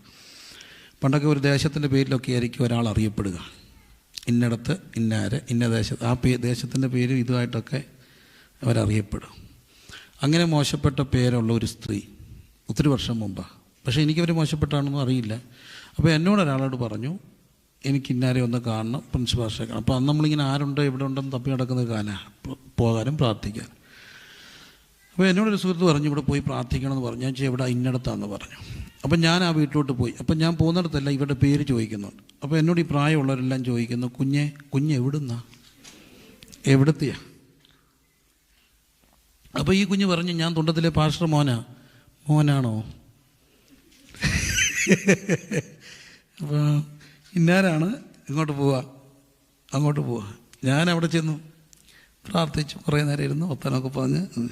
അതിനു മുമ്പ് എൻ്റെ വീട്ടിലറിഞ്ഞു കുഞ്ഞെങ്ങോട്ട് പോയിട്ടുണ്ട്. ഒത്തിരി വർഷം മുമ്പ്, കല്യാണം കഴിക്കുന്നതിന് മുമ്പ് കുഞ്ഞിങ്ങോട്ട് വീട്ടിൽ പോയിട്ടുണ്ട്. അന്ന് ഫോണൊന്നും ഇല്ല. എന്നാലും വീട്ടിൽ ചെന്നപ്പോൾ നീ അവിടെ പോയോ? പോയി. അതിനിപ്പോൾ എന്തോ പോയി? അപ്പോൾ പറഞ്ഞത് മോശപ്പെട്ട കാര്യം. ഞാൻ പിന്നെ പലവട്ടം ആ സഹോദരോട് സംസാരിച്ചു. ആ സഹോദരോട് സംസാരിച്ചപ്പോൾ അവർ പറഞ്ഞിട്ട് അവരുടെ അപ്പനൊരു മദ്യപാനിയായിരുന്നു. മദ്യപാനിയായ ഭർത്താവ് അപ്പന് പെൺകൊച്ചിനെ നശിപ്പിക്കാതിരിക്കാൻ വേണ്ടി നാട്ടുകാരും വീട്ടുകാരും കൂട്ടുകാരും എല്ലാം കൂടി ഒരു പ്രായമുള്ളൊരുത്തിൻ്റെ കൂടെ കെട്ടിച്ചു. അവന് സംശയരോഗി. എന്നും അടിയാണ്. അടിയെന്ന് പറഞ്ഞാൽ ഇപ്പോൾ ആരടി വന്നിട്ട് പോയേ, ഇവിടെ ആരടി നിന്നേ, അവിടെ ആരാടി നടി, അടിയുടെ പേട്ട കണ്ട്. അപ്പോൾ ഇവക്കൊരു കാര്യം തീരുമാനിച്ചു, പോയാലും പോയില്ലേലും എന്തു ചെയ്യും? അടി കിട്ടും. ഈ ആട്ടിക്കുന്ന ഭർത്താവിനുള്ള ദേഷ്യം തീർത്താൽ അവിടെ മനസ്സങ്ങനെ മാറി. ആ സ്ത്രീ എന്നോട് പറഞ്ഞു, ഇതിൻ്റെ പേര് ഞാൻ പൈസ മേടിച്ചുണ്ടാക്കിയിട്ടില്ല, വൈരാഗ്യമായിരുന്നു അപ്പനോടും ഭർത്താവിനോടും. മനുഷ്യൻ്റെ മനസ്സ് ഭയങ്കര കോംപ്ലിക്കേറ്റഡാണ്. അതുകൊണ്ടാണ് ക്രിസ്തുവിൻ്റെ പ്രത്യേകത. ക്രിസ്തു എല്ലാവരും കുറ്റപ്പെടുത്തുന്നവരെ എന്ത് ചെയ്യത്തില്ല, ചേർന്ന് നിന്ന് കുറ്റപ്പെടുത്തത്തില്ല. കുറ്റപ്പെടുത്തുമോ? ഇല്ല. ക്രിസ്തു പറയുകയാണ്, അവരെ പ്രൊട്ടക്റ്റ് ചെയ്യുക. ദാവീദ് കൂടെയുള്ളവർക്ക് എന്താ ചെയ്തത്? എന്നിട്ട് വലങ്കൈ വരണ്ട ഒരു മനുഷ്യൻ അവിടെ ഉണ്ടായിരുന്നു. ക്രിസ്തു അവനെ സുന്ദരമാക്കി, സൗഖ്യമാക്കി. എന്നിട്ട് ഒരു മലയുടെ മുകളിലേക്ക് പോയി എന്ത് ചെയ്തു? പ്രാർത്ഥിച്ചു. അവിടെ നമ്മൾ കാണുകയാണ് ക്രിസ്തു അവരെ പ്രൊട്ടക്റ്റ് ചെയ്യുക. അവർ ചെറിയൊരു തെറ്റ് ചെയ്തു, വേണേ അത് ഒഴിവാക്കാമായിരുന്നു. പക്ഷേ തെറ്റ് ചെയ്തവനെ തള്ളിക്കളയുന്ന ഒരു ക്രിസ്തു അല്ല അവിടെ കാണുക. അവരെ പ്രൊട്ടക്റ്റ് ചെയ്ത് അവരെ ചേർത്ത് പിടിക്കുന്ന കർത്താവിനെ നമുക്ക് അവിടെ കാണാനായിട്ട് കഴിയുന്നുണ്ട്. വീണ്ടും നമ്മൾ ക്രിസ്തു പ്രാർത്ഥിച്ച ഭാഗങ്ങൾ 9:18 ചാപ്റ്റർ 9 വേഴ്സ് 18. അവൻ തനിച്ച് മൈക്കിൽ കൂടെ വായിച്ചാൽ നല്ലായിരുന്നേ, മൈക്ക് എല്ലാവർക്കും കേൾക്കാമായിരുന്നു. സോറിയേ. അവൻ തനിച്ച് പ്രാർത്ഥിച്ചുകൊണ്ടിരിക്കുമ്പോൾ, മതി മോളെ, തനിച്ച് പ്രാർത്ഥിച്ചു. അപ്പോൾ ക്രിസ്തു സ്നാനമേറ്റ് കയറിയ ഉടനെ പ്രാർത്ഥിച്ചു, നിർജ്ജനദേശത്തേക്ക് വാങ്ങിപ്പോയി പ്രാർത്ഥിച്ചു, മലയുടെ മുകളിൽ പോയി പ്രാർത്ഥിച്ചു. ഇവിടെ എങ്ങനെ പ്രാർത്ഥിച്ചു? തനിച്ച് പ്രാർത്ഥിച്ചു. തനിച്ച് പ്രാർത്ഥിച്ചു. അതിന് മുകളിൽ നമ്മൾ കാണുന്ന പ്രധാനപ്പെട്ട ഒരു സംഭവമുണ്ട്. എന്താണത്? ക്രിസ്തുവിൻ്റെ അടുക്കൽ ആൾക്കാർ ഒത്തിരി പേര് വന്നു. അപ്പോൾ പകൽ കഴിയാറായപ്പോൾ അവൻ പറഞ്ഞു, പുരുഷാരം ചുറ്റുമുള്ള ഈ പകൽ കഴിയാറായപ്പോൾ 12 ശിഷ്യർ യേശുവിനടുക്ക് വന്ന് പറഞ്ഞു, നാം ഇവിടാണ്, അതുകൊണ്ട് പുരുഷാരം ചുറ്റുമുള്ള ഊരുകളിലും കുടികളും പോയി രാത്രി പറപ്പാനും ആഹാരം വാങ്ങാനും വേണ്ടി അവരെ എന്ത് ചെയ്യണം? പറഞ്ഞയക്കണം. ഇതാണ് ഈ ശിഷ്യരുടെ പ്രത്യേകത. അവർക്ക് എത്രയും പെട്ടെന്ന് യോഗം തീർക്കണം. എന്നിട്ട് എവിടെ പോകണം? വീട്ടിൽ പോകണം. ഇങ്ങനെ നിർബന്ധമുള്ളവരുണ്ട്. പെട്ടെന്ന് യോഗം തീർക്കണം. എന്നിട്ട് ഒരു നിർബന്ധമില്ല, എന്നിട്ട് വേണേൽ പുറത്തിറങ്ങി വർത്തമാനം പറയും രാത്രി 12 മണി വരെ. പക്ഷേ എന്തോ ചെയ്യണം? ആൾക്കാരെ പറഞ്ഞു വിടണം. ഞാനും ഇങ്ങനെ കണ്ടിട്ടുണ്ട്. ഞങ്ങളുടെ അവിടെ ഒരു അച്ചായൻ എന്നോട് പറഞ്ഞു, മോനെ 1 മണിയാകുമ്പോൾ യോഗം നടത്തണം, ഇവിടുത്തെ പോലെ ഡ്യൂട്ടിക്കൊന്നും പോകണ്ട എന്നാൽ പോലും. അപ്പം ഞാൻ പറഞ്ഞു, ചിലപ്പോൾ ഒക്കെ അന്തരീക്ഷം അങ്ങനെയൊന്നും വലിച്ചു നീട്ടാൻ ഒക്കത്തില്ല മക്കളെ. നമ്മൾ ചിന്തിക്കുന്ന പോലെ യോഗമൊന്നും വലിച്ചു കിട്ടാൻ ഒക്കത്തില്ല. ഒക്കുമോ? ഇല്ല. പക്ഷേ ചിലപ്പോൾ സമയത്ത് നീണ്ടുപോയെങ്കിൽ അന്നേരം ഒരു പാട്ട് പാടും, അത്യാവശ്യമായിട്ട് പോകേണ്ടവർ പോകണം. അപ്പോൾ ഒരാളിനോടൊന്ന് പറഞ്ഞു, അങ്ങനെയല്ല, നിനക്ക് വിവരമില്ലാത്തതുകൊണ്ട്, നീ കൊച്ചനല്ലേ, 1 മണിക്ക് പോകുമ്പോൾ ആശീർവാദം കൂടെ കിട്ടി വേണം പോകാൻ. എനിക്ക് സത്യത്തിൽ അങ്ങ് സങ്കടമായി. ഞാൻ പറഞ്ഞു, അടുത്ത ആഴ്ച നിർബന്ധമായിട്ടും ആശീർവാദം കിട്ടേണ്ടവർ ദയവായി നമ്പർ തരൂ, SMS ആയി. ഇപ്പം എല്ലാം അങ്ങനെ ടെക്സ്റ്റ് മെസ്സേജായി, ബെനഡിക്ഷൻ ഫോണിലേറ്റ് എത്തി. അപ്പോൾ ഈ ശിഷ്യന്മാരുടെ പ്രത്യേകത എന്താ? എങ്ങനെ എന്ത് ചെയ്യണം? പറഞ്ഞ് അയക്കണം. ഞാൻ ഒരു യൂത്ത് ക്യാമ്പിൽ പങ്കെടുക്കുക, സങ്കടം തോന്നി. ഇതൊക്കെ ഭയങ്കര ദൈവ സാന്നിധ്യം. കുഞ്ഞുങ്ങളല്ലേ, അവർ സത്യസന്ധരാണ്. കാരണം എനിക്ക് ഈ പിള്ളേരെയൊക്കെ ഇഷ്ടമാണ്. പിള്ളേർ പലരും സത്യസന്ധരാണ് കുറച്ചൊക്കെ. ഞാൻ ഒരു ക്യാമ്പ് നടക്കുക, എല്ലാ പിള്ളേരും കൂടെ ഹോളിലോട്ട് കയറി കിടത്തുക. എല്ലാവരും ഹോളിലാണ്. നമ്മൾ ഈ ക്യാമ്പിൻ്റെ ആൾക്കാരാണ്. സന്തോഷമായി പിള്ളേരുടെ. അപ്പം ഞാൻ ചുമ്മാ എല്ലാവരും വിളിച്ചിടാ, പോയി ഹോളിനാണ് കിടക്കുന്നത്, ഹോള് പരിശുദ്ധമായ സാധനമല്ലേ. എല്ലാവരും ഒരു കാര്യം ഞാൻ പറയുക, ബീഡി വലിക്കുകയാണേലും പുറത്തിറങ്ങി വലിച്ചേക്കണം, അകത്തിരുന്ന് വലിക്കരുത്. ഹോളല്ലേ, എടുത്ത് പോയി. ഇല്ല അങ്കളെ, കഴിഞ്ഞ ആഴ്ച നിർത്തിയായിരുന്നു പറഞ്ഞു. എനിക്കത് ഞങ്ങൾക്ക് ഇഷ്ടമായി. അവനൊന്നിൽ സത്യം പറഞ്ഞു. ഞാൻ ഒരു 11 വർഷം പ്രേമിച്ച ഒരു കപ്പിളിൻ്റെ കഥ പറയുക. മക്കളെ, 1, 2 അല്ല, 5 അല്ല, 8 അല്ല, നിങ്ങളുടെ കൂട്ടൊന്നും അല്ല, 11 വർഷം. നമ്മളൊരു സംഭവം പറയുമ്പോൾ ഇങ്ങനെ പൊലിപ്പിച്ച് ഒക്കെ പറയണ്ടേ. അപ്പോൾ ഫ്രണ്ട് ഇതുപോലെ പെൺപിള്ളേരിയ്ക്കുക, മക്കളെ നിങ്ങളാരും 11 വർഷമായില്ലോ, ഒരു കച്ചവടം ഇല്ലെങ്കിലേ 6 മാസമായുള്ളൂ. എനിക്ക് അവൻ സത്യം പറയും. ആര്? മക്കൾ പിള്ള മനസ്സിൽ. ഞാനൊരു അമേരിക്കയിൽ വെച്ച്, അതെനിക്ക് ഈ പിള്ളേരോട് ഭയങ്കര ഇഷ്ടമാണ്. അമേരിക്കയിൽ വെച്ചോണ്ട് ചോദിച്ചു, how was my message uncle? Truly speaking it was too boring. Truly speaking it was too boring. എനിക്ക് അവനെനിക്ക് ഇഷ്ടമായി. നമ്മളന്നേ പറഞ്ഞതിന് ഒന്നും കേട്ടില്ല. എന്തോ ഒരു അനുഗ്രഹമായിരുന്നു, നല്ല ഉറക്കമായിരുന്നു. നല്ല ഉറക്കത്തിൽ നമ്മൾ പറയും എന്തോ ഒരു അനുഗ്രഹമായിരുന്നു. ഉറക്കത്തിൽ നിന്ന് എഴുന്നേറ്റ് ഒരു സ്വോത്രം പറയുന്നത് കണ്ടിട്ടില്ലേ? അപ്പം അതാണ് മക്കൾ സത്യസന്ധരാ. അപ്പോൾ ഈ പിള്ളേരെല്ലാം കൂടി ഇങ്ങനെ പ്രാർത്ഥിക്കാൻ നിൽക്കുക. ഞാൻ അവരെല്ലാം ചേർത്ത് പിടിച്ച് പ്രാർത്ഥിക്കുക. ആ ക്യാമ്പിൻ്റെ മെയിൻ സംഘാടകനായിട്ടുള്ള ഒരാൾ എൻ്റെ പോക്കറ്റിൽ കൊണ്ടൊരു കവർ ഇട്ടിട്ട് പറഞ്ഞു, എപ്പോഴെങ്കിലും പ്രാർത്ഥിച്ചിട്ട് പോക്കൂ, ഞാൻ പോവാന്ന് പറഞ്ഞു. എൻ്റെ വണ്ടിക്കൂലിക്ക് പൈസ ഉണ്ടായിരുന്നെങ്കിൽ അന്നേരം എൻ്റെ ഡീസൽ അടിക്കാൻ പൈസ ഇല്ലായിരുന്നു, ഉണ്ടായിരുന്ന ഞാൻ അത് മേടിക്കത്തില്ല. അതാണ് അവർക്ക് പോകണം, ഞങ്ങൾ പോവാം. പക്ഷെ പ്രാർത്ഥിച്ചിട്ട് തീർത്തിട്ട് എന്ത് ചെയ്തു? പോയിക്കോ. This attitude. ശിഷ്യർ പറയുക എന്ത് ചെയ്യണം? പറഞ്ഞു വിട്ടേക്കണം. ഇന്നും ഇത് തന്നെയൊക്കെയാണ്, വലിയ വ്യത്യാസമൊന്നും വന്നിട്ടില്ല. എത്രയും പെട്ടെന്ന് എന്ത് ചെയ്യണം? പറഞ്ഞു വിടണം. ക്രിസ്തുവിനെ ടെസ്റ്റ് ചെയ്ത് അവരൊന്ന് പറഞ്ഞു വിടണമെന്ന് പറഞ്ഞു. അപ്പം കർത്താവ് എന്താ പറഞ്ഞേ? അവൻ അവരോട്, നിങ്ങൾ പോകാൻ പറ്റില്ല. കർത്താവ് പറഞ്ഞു അങ്ങനെ വിടാനൊക്കത്തില്ല. നിങ്ങൾ അവർക്ക് എന്ത് ചെയ്യണം? ഭക്ഷിപ്പാൻ കൊടുപ്പിൻ. നിങ്ങൾ അവർക്ക് എന്ത് ചെയ്യണം? അങ്ങനെ പോകാൻ വരട്ടെ, നിങ്ങൾ അവർക്ക് എന്ത് ചെയ്യണം? ഭക്ഷിക്കണം. അപ്പം കർത്താവ് എന്ത് ചെയ്തു? 5 അപ്പവും 2 മീനും അല്ലാതെ. അപ്പോൾ അവർ പറഞ്ഞു 5 അപ്പവും 2. നമ്മൾ മറ്റു സുവിശേഷങ്ങൾ കാണുന്നുണ്ടത്. ഒരു ബാലൻ്റെ പക്കൽ എന്തുണ്ട്? 5 അപ്പവും 2 മീനും. ആ 5 അപ്പവും 2 മീനും എടുത്തിട്ട് കർത്താവ് എന്ത് ചെയ്തു? 5000 പുരുഷന്മാരുണ്ടായിരുന്നു. ക്രിസ്തു അത് എടുത്ത് സ്വർഗത്തേക്ക് നോക്കി എന്ത് ചെയ്തു? വാഴ്ത്തി. എന്നിട്ട് വാഴ്ത്തി, അല്ലേ? എല്ലാവരെയും ഇരുത്തി സ്വർഗത്തേക്ക് നോക്കി അനുഗ്രഹിച്ച് വാഴ്ത്തി. എന്നിട്ട് എന്ത് ചെയ്തു? നുറുക്കി. അതിന് മുമ്പ് ഒരു കാര്യമുണ്ട്. അതിന് മുമ്പ് ക്രിസ്തു ചെയ്ത ഒരു കാര്യമുണ്ട്. അവരെ 50 വീതം, 5000 പുരുഷന്മാരുണ്ട്. അപ്പോൾ എത്ര വീതം ഇരുത്തി? 50 വീതം. അപ്പോൾ എത്ര ലൈൻ കാണുമെന്ന് ഓർത്തോണം. ആർക്കും പെട്ടെന്ന് കണ്ടുപിടിക്കുക. 5000 എവിടെ? കണക്ക്. അപ്പം പറയും ഞങ്ങൾ സയൻസാണെന്ന്. സയൻസ് ചോദിച്ചാൽ പറയും ഞങ്ങൾ കണക്കായിരുന്നു. 10,000. 50ൻ്റെ അപ്പുറത്ത് 2 0. 100 പന്തിയായിട്ടിരുത്തി. എത്ര പേരെ? അപ്പോൾ നമ്മുടെ അച്ചായൻ പറഞ്ഞു, താന്നീക്കാരൻ കറിയാച്ചാനെ, ഞാൻ ആരുടെ മുമ്പിൽ ഇന്ന് വരെ ഇരുന്നിട്ടില്ല. എന്നെ അങ്ങനെ ആരും ഇരുത്താനും നോക്കണ്ട. ഒരു മനുഷ്യൻ്റെ മുമ്പിൽ ഇന്ന് വരെ എന്ത് ചെയ്തിട്ടില്ല? ഇരുന്നിട്ടില്ല. കുഴപ്പമുണ്ട്.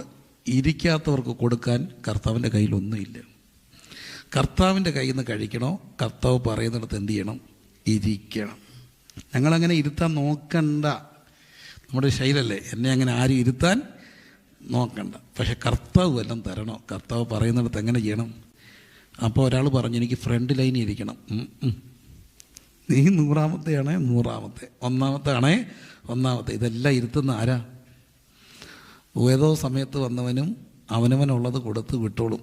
എനിക്ക് 1-ാമതിരിക്കണമെന്ന്. ഞാൻ 100-ാമത്തെ പന്തി ഇരുത്തിക്കാനൊക്കെ പോവും.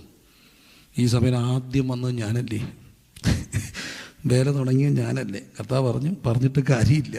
ഞാൻ പറയുന്നിടത്ത് എന്ത് ചെയ്യണം? ഇരിക്കണം. എല്ലാവരും പറഞ്ഞ് കർത്താവ് പറയുന്നിടത്ത് എന്ത് ചെയ്യണം? ഇരിക്കണം. എന്നാലേ കർത്താവിൻ്റെ കയ്യിൽ നിന്ന് എന്ത് ചെയ്യാനൊക്കത്തുള്ളൂ? കഴിക്കാനൊക്കത്തുള്ളൂ. എന്നിട്ട് കർത്താവ് എടുത്തിട്ട് വാഴ്ത്തി. അത് ഭയങ്കരമാണ്. വാഴ്വ് എല്ലാവർക്കും ഇഷ്ടമാണ്. ഉയർത്തി കർത്താവ് ഇങ്ങനെ ബ്ലസ് ചെയ്തു. എന്തോ ഒരു അനുഗ്രഹമാണ്. ഉയർത്തി എന്ത് ചെയ്തു? അനുഗ്രഹിച്ചു. പക്ഷെ അത് കഴിഞ്ഞിട്ട് കർത്താവ് എന്ത് ചെയ്തു? നുറുക്കി. അത് ഭയങ്കര പെയിൻഫുള്ളാണ്. പിച്ച് ചീന്തി നുറുക്കി, മുറിച്ച് ഇത്രയും പീസാക്കി. വാഴ്വ് എല്ലാവർക്കും ഇഷ്ടമാണ്. പക്ഷെ എന്ത് പാടാ? നുറുക്കൽ പാടാ. മറ്റുള്ളവർക്ക് പ്രയോജനപ്പെടണോ? ദൈവം ഒന്ന് നുറുക്കും. ഒരു നുറുക്കൽ പ്രക്രിയയിലൂടെ പോകാത്ത ആരും അനുഗ്രഹിക്കപ്പെടത്തില്ല. ഓരോരുത്തരുടെ നുറുക്കലുകൾ ഓരോന്നായിരിക്കാം. ചിലർക്കത് രോഗമായിരിക്കാം, ചിലർക്കത് തകർച്ചകളായിരിക്കാം, ചിലർക്ക്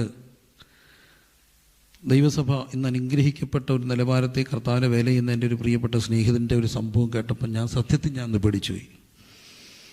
അദ്ദേഹം യോഗം നടത്തിക്കൊണ്ടിരിക്കുക ചെറിയ സ്ഥലത്ത് എന്നും ഒരു വിശ്വാസികൾ അധികം ആരും ഇല്ലാത്തൊരു സ്ഥലത്ത് ചെന്ന് പുതിയ വില ഉണങ്ങി വില വന്ന ഒരു ഷെഡ് കെട്ടി അവിടെ ആരാണ് നടക്കുക. ആ ഇടയ്ക്ക് പുതുതായിട്ട് വന്നൊരു പെൺകുട്ടി യോഗം നടക്കുമ്പോൾ ഓടി വന്ന് അകത്തോട്ട് കയറി, യോഗ സ്ഥലത്തോട്ട് കയറി മണ്ണെണ്ണ ഒഴിച്ചങ്ങ് തീ വെച്ചു. യോഗ സ്ഥലത്തോട്ട് കയറി മണ്ണെണ്ണ ഒഴിച്ച് ആത്മഹത്യ ചെയ്തു. എന്തായിരിക്കും? What is going to happen? അതും ഇതര മതപശ്ചാത്തലത്തിൽപ്പെട്ടൊരു കുട്ടി. അതൊക്കെ എങ്ങനെ ഓർക്കം ചെയ്തു? ഇന്ന് നമ്മുടെ ഭയങ്കര ദൈവാസഭയാണ്. എന്താ ചെയ്യുന്നത്? തമ്പുരാനെ നുറുങ്ങാൻ അനുവദിക്കും. എല്ലാവരും ദൈവം എന്തു ചെയ്യും? നുറുക്കും. വർദ്ധിപ്പിക്കണോ? അനുഗ്രഹിക്കപ്പെടണോ? ആത്മാക്കൾ വരണോ എന്ത് ചെയ്യുന്നുണ്ടാവണം? നുറുക്കി. കാരണം ഈ 5 അപ്പവും 2 മീനും അവന് വേണ്ടി മാത്രമുള്ളതല്ല, 5000 പേർക്കുള്ളവരെ എല്ലാം ദൈവം എന്തു ചെയ്യും? നുറുക്കി. ഞാൻ ചിലപ്പോഴും പറയുന്നൊരു കാര്യമുണ്ട്, ഇപ്പം സത്യത്തിൽ പറയുമ്പം സങ്കടമൊക്കെ ഉണ്ട്. എന്നാൽ പോലും ഞാൻ ആദ്യമായിട്ട് വിദേശത്ത് പോകുന്ന ഒരു ദിവസമുണ്ട്. എനിക്ക് വിസ കിട്ടിയ ഒരു ദിവസം. അതിൻ്റെ തലേ രാത്രി, അതായത് എനിക്ക് വിസ വന്നു എന്ന് എന്നോട് പറയുന്നതിൻ്റെ തലേ രാത്രി നടന്നൊരു സംഭവമുണ്ട്. ആ ദിവസങ്ങളിലാണത്. ആ ഒരു ബേബി പ്രീവിയസ് സെയിം നൈറ്റ് ആയിരിക്കത്തില്ല, എന്നാലും വലിയ ഞാൻ പൗരുഷനിലൊക്കെ അത് പറഞ്ഞിട്ടുണ്ട്. ഞങ്ങളുടെ കൂട്ടത്തിൽ നിന്നിരുന്ന ഒരു പയ്യൻ, വീട്ടിൽ തന്നെ താമസിച്ച് കോളേജിലൊക്കെ പോയിക്കൊണ്ടിരുന്നൊരു കൊച്ചന്, അത് പലയിടത്തും പറഞ്ഞിട്ടുണ്ട്. അവന് ഭയങ്കര ആരോഗ്യമാണ്, ഇരുമ്പാണ് ചെറുക്കൻ. അപ്പോൾ എൻ്റെ കൂടെ ഇങ്ങനെ കൊണ്ട് കിടക്കും. അവൻ ഇച്ചിരി ഉഴപ്പനായതുകൊണ്ട് അവൻ്റെ അമ്മ എന്നെ ഏൽപ്പിച്ചതാണ്. വീട്ടിൽ നിന്നുണ്ടായിരുന്നു കോളേജിലൊക്കെ പോകുന്നത്. കൈക്കൊക്കെ ഈ മസിലാണ്, നല്ല ആരോഗ്യമുള്ള ചെറുക്കൻ. അവൻ പിന്നെ അങ്ങ് ഗാങ്സ്റ്ററായി, ഒരു ഗാങ്ങിലായി പോയി. അവൻ ഏതാണ്ട് കൊട്ടേഷനൊക്കെ ആയി, പിന്നെ കേട്ടു, അങ്ങനെ പോയി. എന്നാൽ നമ്മളെ കാണും ഭയങ്കര സ്നേഹം, വല്ലപ്പോഴും ഒക്കെ വരും, ബൈക്കൊക്കെ ഇരപ്പിച്ചവൻ വരും. ഭയങ്കര നല്ല ആരോഗ്യമുള്ള ചെറുക്കനാണ്, കൊച്ചു ചെറുക്കനാണ്, ഒരു ഡിഗ്രിക്ക് പഠിക്കുക. അപ്പോൾ ഒരു ദിവസം എൻ്റെ കൂട്ടത്തിൽ അന്നൊരു ഡ്രൈവറുണ്ട്, തിരുവനന്തപുരത്ത് നിന്ന് വന്ന, ഇവനെ അടിക്കുമെന്ന് പറഞ്ഞു. അപ്പോൾ ഇത് കേട്ടപ്പോൾ എനിക്കൊരു സങ്കടം, ഇവനെ അടിക്കുന്ന എന്തിനാണ്? ഇവനെ അടിച്ചിട്ട് പിന്നെ ഞാനിൻ്റെ പുറകെ പോകണ്ടേ? അപ്പോൾ ഞാൻ പറഞ്ഞു അത് വിഷയമൊക്കെ സാരമില്ല, ഞാനങ്ങ് തീർക്കാം. ഞാൻ അപ്പയോട് പറഞ്ഞു, നിങ്ങൾ ആരും ഇടവണ്ട, ഞാൻ തീർത്തോളാം. അവൻ നമ്മുടെ തീർക്കാനല്ലേ, എനിക്കറിയാം, എൻ്റെ കൂടെ നടന്നതല്ലേ. ഞാൻ അവനെ വിളിച്ചേട്ടാ, നീ എവിടെയാണ്? ഞാൻ ടൗണിലുണ്ട്, നീ ഇങ്ങോട്ട് വന്നേ. എന്നാ അച്ഛാ, ഒരു അത്യാവശ്യ കാര്യമാണ്, നീ ബാ. എൻ്റെ മുന്നേ അവൻ വന്നു. അവനിങ്ങനെ ബൈക്കിലൊക്കെ വന്നു, നല്ല മസിലാ. ഞാൻ പറഞ്ഞിരിക്കെ, അവൻ ഈ സിംഗിൾ സിറ്റി ഇങ്ങനെ ഇരുന്നു. വർത്താനൊക്കെ ചോദിച്ചിട്ട്, മക്കളെ നിനക്ക് ഇവനോട് എന്താ പ്രശ്നം? എൻ്റെ കൂട്ടത്തിൽ അവനോടത്തെ പ്രശ്നം അച്ചാച്ച പിന്നെ പറയാം, അച്ചാച്ചൻ എൻ്റെ അച്ചാച്ചൻ, പക്ഷേ ഇവനിട്ട് ഞാൻ കൊടുക്കും. ആദ്യം അടി കൊടുത്തിരിക്കും. ഞങ്ങളുടെ സ്റ്റൈലെന്ന് പറഞ്ഞാൽ ആദ്യം അടിക്കുക, പിന്നെ കോംപ്രമൈസ്. ഫസ്റ്റിൽ അടി നടക്കട്ടെ, അടിയുണ്ട്, അതിനുള്ള എല്ലാ സെറ്റപ്പും ക്രമീകരിച്ചു, നിനക്കുണ്ട്. ഞാൻ ചോദിച്ചാൽ അവൻ എന്താ തെറ്റിയത്? അതൊക്കെ പിന്നെ പറയാം, പക്ഷേ ഇവനിട്ട് അടി കൊടുക്കും, ഉറപ്പാണ്, അടി ഉറപ്പ്. നീ ചെവിയെന്ന് വിളിക്കുക. എന്നിട്ട് ഇവനിരിക്കുക. അപ്പോൾ എൻ്റെ പപ്പ ഇങ്ങനെ ഇരിക്കുകയല്ലേ, പപ്പ മിലിറ്ററിക്കാരനാ. ഞാൻ നോക്കിയപ്പോൾ പപ്പ ഇതൊക്കെ എഴുന്നേക്കുന്നത് എന്തിനാണെന്നറിയാം? ക്യാൻവാസ് കസേരയുടെ കമ്പൂരാൻ. നിങ്ങൾക്കറിയത്തില്ല, ക്യാൻവാസ് കസേര എന്ന് പറഞ്ഞൊരു സാധനമുണ്ട്, വയസ്സാങ്കാലത്ത് കിടക്കുന്ന തുണിയാണ്, അവിടുത്തെ ഒരു കമ്പുണ്ട്. എൻ്റെ മക്കളെ അതുകൊണ്ടൊക്കെ കിട്ടിയ പിന്നെ നീ ചുമ്മാ ഇരടാ, ഞാൻ തീർക്കാവുന്ന. കാരണം ഇവരുടെ അജണ്ട വേറെയാണ്. ഞാൻ പറഞ്ഞു മിണ്ടരുത്, ഓടി ഇരുന്നോണോ, വയസ്സാങ്കാലത്ത് എനിക്ക് പണി തരല്ലേ. പിന്നെ ഞാനിതിൻ്റെ പുറകെ പോകണ്ടേ, ഞാൻ തീർത്തോളാം. ഞാനിവനോട് സംസാരിച്ച് ബാർഗൈൻ ചെയ്ത് ഞാനിവൻ്റെ അങ്ങ് കാലെ വീണിട്ട് ഇവൻ വീഴുന്നില്ല. ഉണ്ട്, നിനക്കിട്ടുണ്ട് എത്ര നേരമായി. ശരി, എൻ്റെ നെല്ലിപ്പലൊക്കെ പോയപ്പോൾ ഇവനിങ്ങനെ കസേരയിരിക്കുക. ഞാൻ ചെന്ന് ഇവൻ്റെ കാല് നെടുമ്പാട് വീണ് കിടന്നു, കെട്ടിപ്പിടിച്ചു കാല്. ഞാൻ പറഞ്ഞു, നീ എൻ്റെ തലയെ തൊട്ട് ഈ പ്രശ്നം വിട്ടു എന്ന് സത്യം ചെയ്യാതെ ഞാൻ എഴുന്നേക്കത്തില്ലെന്ന് പറഞ്ഞു. ഇവൻ എന്നെ 20 മിനിറ്റ് കിടത്തി.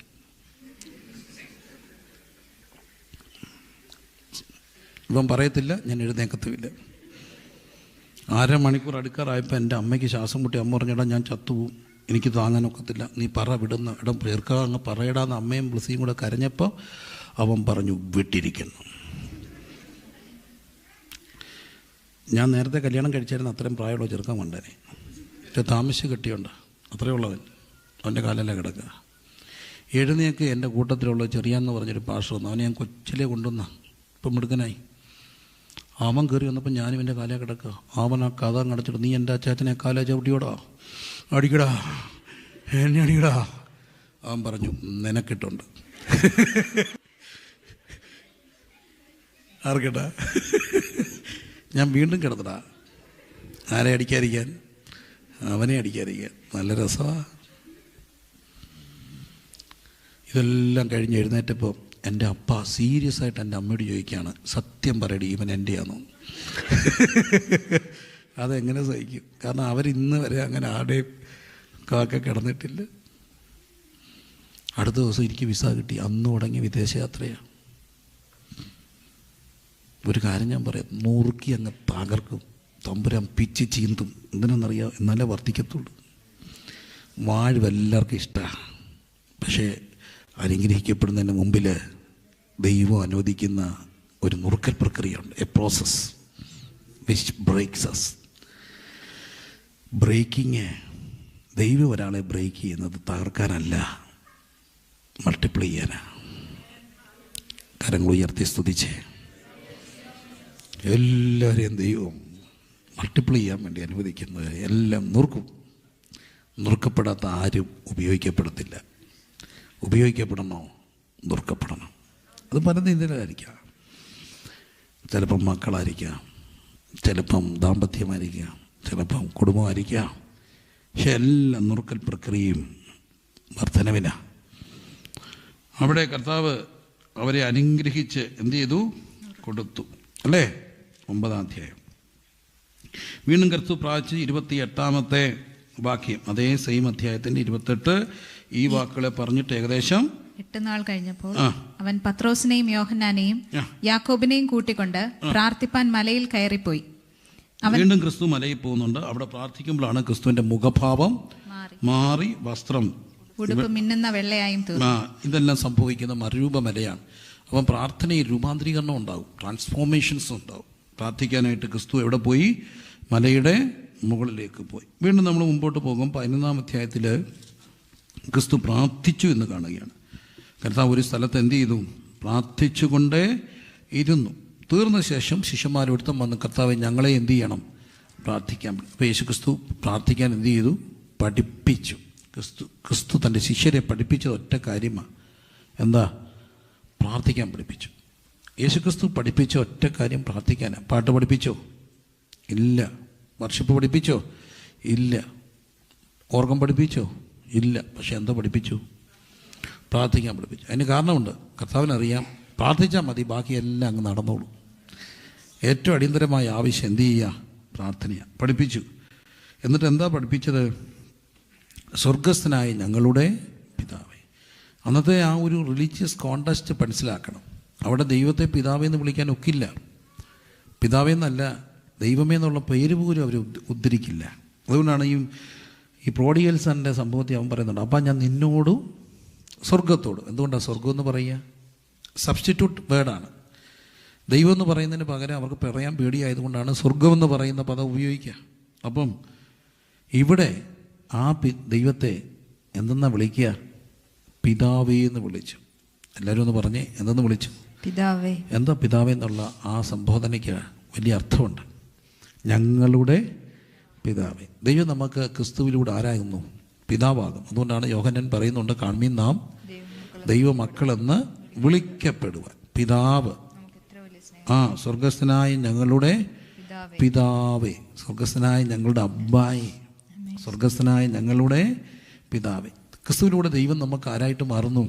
പിതാവായിട്ട് മാറും. ഈ പിതാവിൻ്റെ ഏറ്റവും വലിയ പ്രത്യേകത എന്തെന്നറിയാമോ? നമ്മുടെ ഈ അപ്പന്മാരുടെ ഒരു പ്രത്യേകതയുണ്ട്. അവർ അധികം ഈ വലിയ സ്നേഹം പ്രകടിപ്പിക്കത്തില്ലെങ്കിലും ഉള്ളു നിറച്ച് എന്തായിരിക്കും? സ്നേഹ. നമുക്ക് പലപ്പോഴും സ്നേഹം അറിയാതെ പോകും. ഞാൻ വായിച്ച ഒരു കഥയ്ക്കകത്ത് ഭയങ്കര മനസ്സിനകത്ത് വിഷമം തോന്നിയ ഒരു കഥയുണ്ട്. ആ കഥ ഇതായിരുന്നു. ഒരു കൊച്ചൻ്റെ അപ്പം മരിച്ചുപോയി. അപ്പനൊക്കെ ഇങ്ങനെ മരിച്ചു കഴിഞ്ഞിട്ടും അവൻ അപ്പനോട് ആ വൈരാഗ്യം തീർന്നിട്ടില്ല. കാരണം അവൻ്റെ ഓർമ്മയിൽ ഒരപ്പനുണ്ട്. അവൻ കൊച്ചായിരിക്കുമ്പോൾ അവനെ ഇങ്ങനെ കട്ടിക്രാസിയെ കെട്ടിയിടും. ജനലെ കെട്ടിയിട്ടിട്ട് അവനെ ഇങ്ങനെ അടിക്കും. കെട്ടിയിട്ടിട്ട് അടിക്കും കട്ടിക്രാസ് ഈ ജനലിലൊക്കെ. ആ ഓർമ്മ കൊണ്ട് അപ്പനോട് അവന് ഭയങ്കര പിണക്കായി. വർഷങ്ങൾ കഴിഞ്ഞ് അപ്പം മരിച്ചു കഴിഞ്ഞപ്പോഴാണ് ഇവനെ ചികിത്സിച്ച ഒരു വൈദ്യരെ അവൻ കാണുക. അപ്പം വൈദ്യർ ഇവനോട് പറയുന്നൊരു കാര്യമുണ്ട്, നിനക്ക് കൊച്ചിലെ ഈ പിള്ളവാദം വന്ന് നിൻ്റെ കാലെല്ലാം ഷ്രിങ്കായി. ഇപ്പം മെഡിസിൻ കൊടുത്തപ്പം പറയുമായിരുന്നു, മെഡിസിനെക്കാട്ടും വലുത് ഇവനെ കട്ടിലിങ്ങനെ ജനലിലിങ്ങനെ കിടന്ന് എന്ത് ചെയ്യണം? വലിയണം, എന്നാലേ ഇവൻ ശരിയാത്തും. കൊച്ചൻ വലിയുമോ? ഇല്ല. അതിനപ്പം ചെയ്യുന്നത് ജനലെ കെട്ടിയിട്ട് ഇവനെ അടിക്കും. ഓട്ടോമാറ്റിക്കായിട്ട് ഇവൻ എന്ത് ചെയ്യും? വലിയും. പിന്നെ അവന് മനസ്സിലായത് അപ്പൻ്റെ അടി പോലും അവനെ സൗഖ്യമാക്കാൻ വേണ്ടിയാണ്. അപ്പോൾ നമ്മൾ പലപ്പോഴും ഈ അപ്പനെ തെറ്റിദ്ധരിക്കും. എന്തിനാ ഇങ്ങനെയൊക്കെയെന്ന്? ഒരു കാര്യം ഓർത്തോണം, ബാലശിക്ഷ നൽകുമൻ അപ്പനെങ്കിലും ചേലൊടുത്താൻ സ്നേഹം, നന്മയെ തൻകരം നൽകുമൻ നീശനിൽ. എന്തു പാട്ടാ! ബാലശിക്ഷ നൽകുമൻ. എന്തിനാണ് ഈ അടിയൊക്കെ? അപ്പൻ്റെ സ്നേഹം കൊണ്ടാണ്. അപ്പൻ്റെ സ്നേഹമാണ് പലപ്പോഴും ചെറിയ ശിക്ഷകൾ നമുക്ക് തരിക. നമ്മളത് മനസ്സിലാക്കാൻ ഇച്ചിരി താമസിക്കും. രണ്ടാമത്തേത് അപ്പൻ്റെ പ്രത്യേകത മത്തായി സുവിശേഷത്തിൽ കാണുന്നു. നാം ചോദിക്കുന്നതിന് മുമ്പ് നമ്മുടെ ആവശ്യം അറിയുന്ന, എന്തൊരു കർത്താവ് പിതാവാണ്. നാം ചോദിക്കുന്നതിന് മുമ്പ് നമ്മുടെ ആവശ്യം അറിയുന്ന ഒരു പിതാവെന്നാണ് പറയുക. പിതാവാണ് നമുക്കുണ്ട്. എനിക്ക് ആ കർത്താവിനെ നല്ലപോലെ മനസ്സിലായിട്ടുണ്ട്. ചോദിക്കും മുമ്പ് അറിയാം. എളിയവനൊരു അനുഭവം ആ ഒരു കോണ്ടസ്റ്റിൽ പറയണമെന്നുണ്ട്. കുറച്ച് നാൾക്ക് മുമ്പ് ഞാൻ തെക്കൂന്ന് വരിക, കുറേ നാളായി, കുറേ വർഷം മുമ്പാണ്. എന്നാലും എൻ്റെ മനസ്സിലിങ്ങനെ പച്ച പിടിച്ച് കിടക്കുന്ന ഒരു അനുഭവമാണ്. അപ്പോൾ വരുന്ന വഴിക്ക് ഒരു 4 മണിയൊക്കെ ആകാറായപ്പോൾ എന്നെ എൻ്റെ വൈഫ് വിളിച്ചിട്ട് പറഞ്ഞു, എന്നെ ഒരാൾ വിളിച്ചിട്ട് പറഞ്ഞു, എനിക്ക് വീട്ടിലോട്ട് വരണമെന്നുണ്ട്, പക്ഷേ സമയമില്ല, അതുകൊണ്ട് ആരെങ്കിലും ടൗണിലോട്ടൊന്ന് വരണം, ഞാൻ അവിടെ വെച്ച് കാണാം, എൻ്റെ ഒരു സാധനമുണ്ട് നിങ്ങൾക്ക് തരാൻ വേണ്ടി. അപ്പം ഞാൻ ചോദിച്ചപ്പോൾ പറഞ്ഞു കുറച്ച് പ്രോൺസാന്ന് പറഞ്ഞു. അപ്പം ആരെങ്കിലും പെട്ടെന്നൊന്ന് വിടണം. അപ്പം ഞാൻ എൻ്റെ വൈഫിനെ വിളിച്ചിട്ട് പറഞ്ഞു, പെട്ടെന്ന് ആരെങ്കിലും ഇന്നാര് വരുന്നുണ്ട്, ഇന്നടത്ത് ഇപ്പോൾ ഉണ്ട്, വിടണം, അവർ കുറച്ച് പ്രോൺസുമായിട്ട് വരുന്നുണ്ടെന്ന് പറഞ്ഞു. അപ്പോൾ പ്രോൺസുമായിട്ട് ഒരാൾ വരുന്നുണ്ടെന്ന് പറഞ്ഞപ്പോൾ എനിക്ക് അങ്ങേ തലക്കിലൊരു കരച്ചിൽ കേൾക്കാം. ഒരു സങ്കടവും കരച്ചിലും ഒക്കെ. പ്രോൺസും കരച്ചിലുമായിട്ട് എന്താ ബന്ധം? എന്നാൽ ഞാൻ ചോദിച്ചു, നീ എന്തിനാ കരയുന്നേ, എന്തൊക്കെ വിഷയം എന്താ? അപ്പോൾ എൻ്റെ വൈഫ് എന്നോട് പറഞ്ഞു, കുഞ്ഞു സ്കൂളിൽ നിന്ന് വന്ന് ബായി അങ്ങോട്ട് വെച്ചിട്ട് അമ്മയോട് പറഞ്ഞു, അമ്മ ഇന്ന് ഉച്ചയ്ക്ക് ഞങ്ങളുടെ ഒരു കൂട്ടുകാരത്തി കുറച്ച് പ്രോൺസ് ബിരിയാണി കൊണ്ടുവന്നു, ഞങ്ങൾക്കെല്ലാം ഷെയർ ചെയ്തു. എന്തോ ടേസ്റ്റായിരുന്നറിയാം, അതുകൊണ്ട് ഇച്ചിരി പ്രോൺസ് ബിരിയാണി വെച്ച് തരാം. എന്നിട്ട് അവൾ അതിൻ്റെ കൂട്ടത്തിൽ ഒരു കമൻ്റ് അടിച്ചു, നടക്കത്തില്ലെന്നറിയാം, പറഞ്ഞെന്നേ ഉള്ളേ, ഒരു കൊട്ടേഷനോട് അടിക്കും. ഇത് പറഞ്ഞു തീരുകയുമാണ് ഒരാൾ എന്നോട് പറയുന്നു പ്രോൺസുമായിട്ട് വരുന്നു. അപ്പം ഞാൻ അദ്ദേഹത്തോട് ചോദിച്ചു, എവിടെ നിന്നാണ് മേടിച്ചേ, എങ്ങനെയാണ്? അപ്പം പറഞ്ഞു, ഉച്ചയ്ക്ക് ആലപ്പുഴ വഴി വന്നപ്പം പ്രോൺസ് ഇരിക്കുന്ന കണ്ടപ്പം മേടിച്ചാൽ. എനിക്ക് ഭയങ്കര സന്തോഷം തോന്നി. ഉച്ചയ്ക്ക് ക്ലാസ്സിൽ 1 മണിക്ക് അല്ലെങ്കിൽ ലഞ്ച് ബ്രേക്കിന് കഴിച്ചപ്പോഴാണ് പ്രോൺസ് കഴിച്ചത്. അപ്പോൾ അവൾ ഓർത്തു, വീട്ടിൽ ചെന്നിട്ട് ആരോട് പറയണം, അമ്മയോട് പറയണം. ചിന്തിച്ചു, പറഞ്ഞോ? ഇല്ല.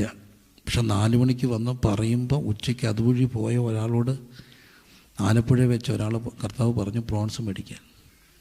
ഞാൻ കുഞ്ഞുങ്ങളോട് പറഞ്ഞു, വലിയൊരാളുടെ മോളാണെങ്കിൽ പറഞ്ഞാൽ കൊണ്ടുത്തരും, പക്ഷെ പറയാതെ വീട്ടിൽ ചെന്ന് പറയുമെന്ന് ചിന്തിച്ചപ്പം,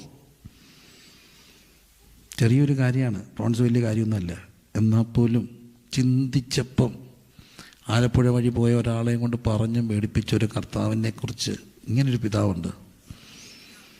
ചോദിക്കും മുമ്പ്, ചോദിച്ചോ? ഇല്ല.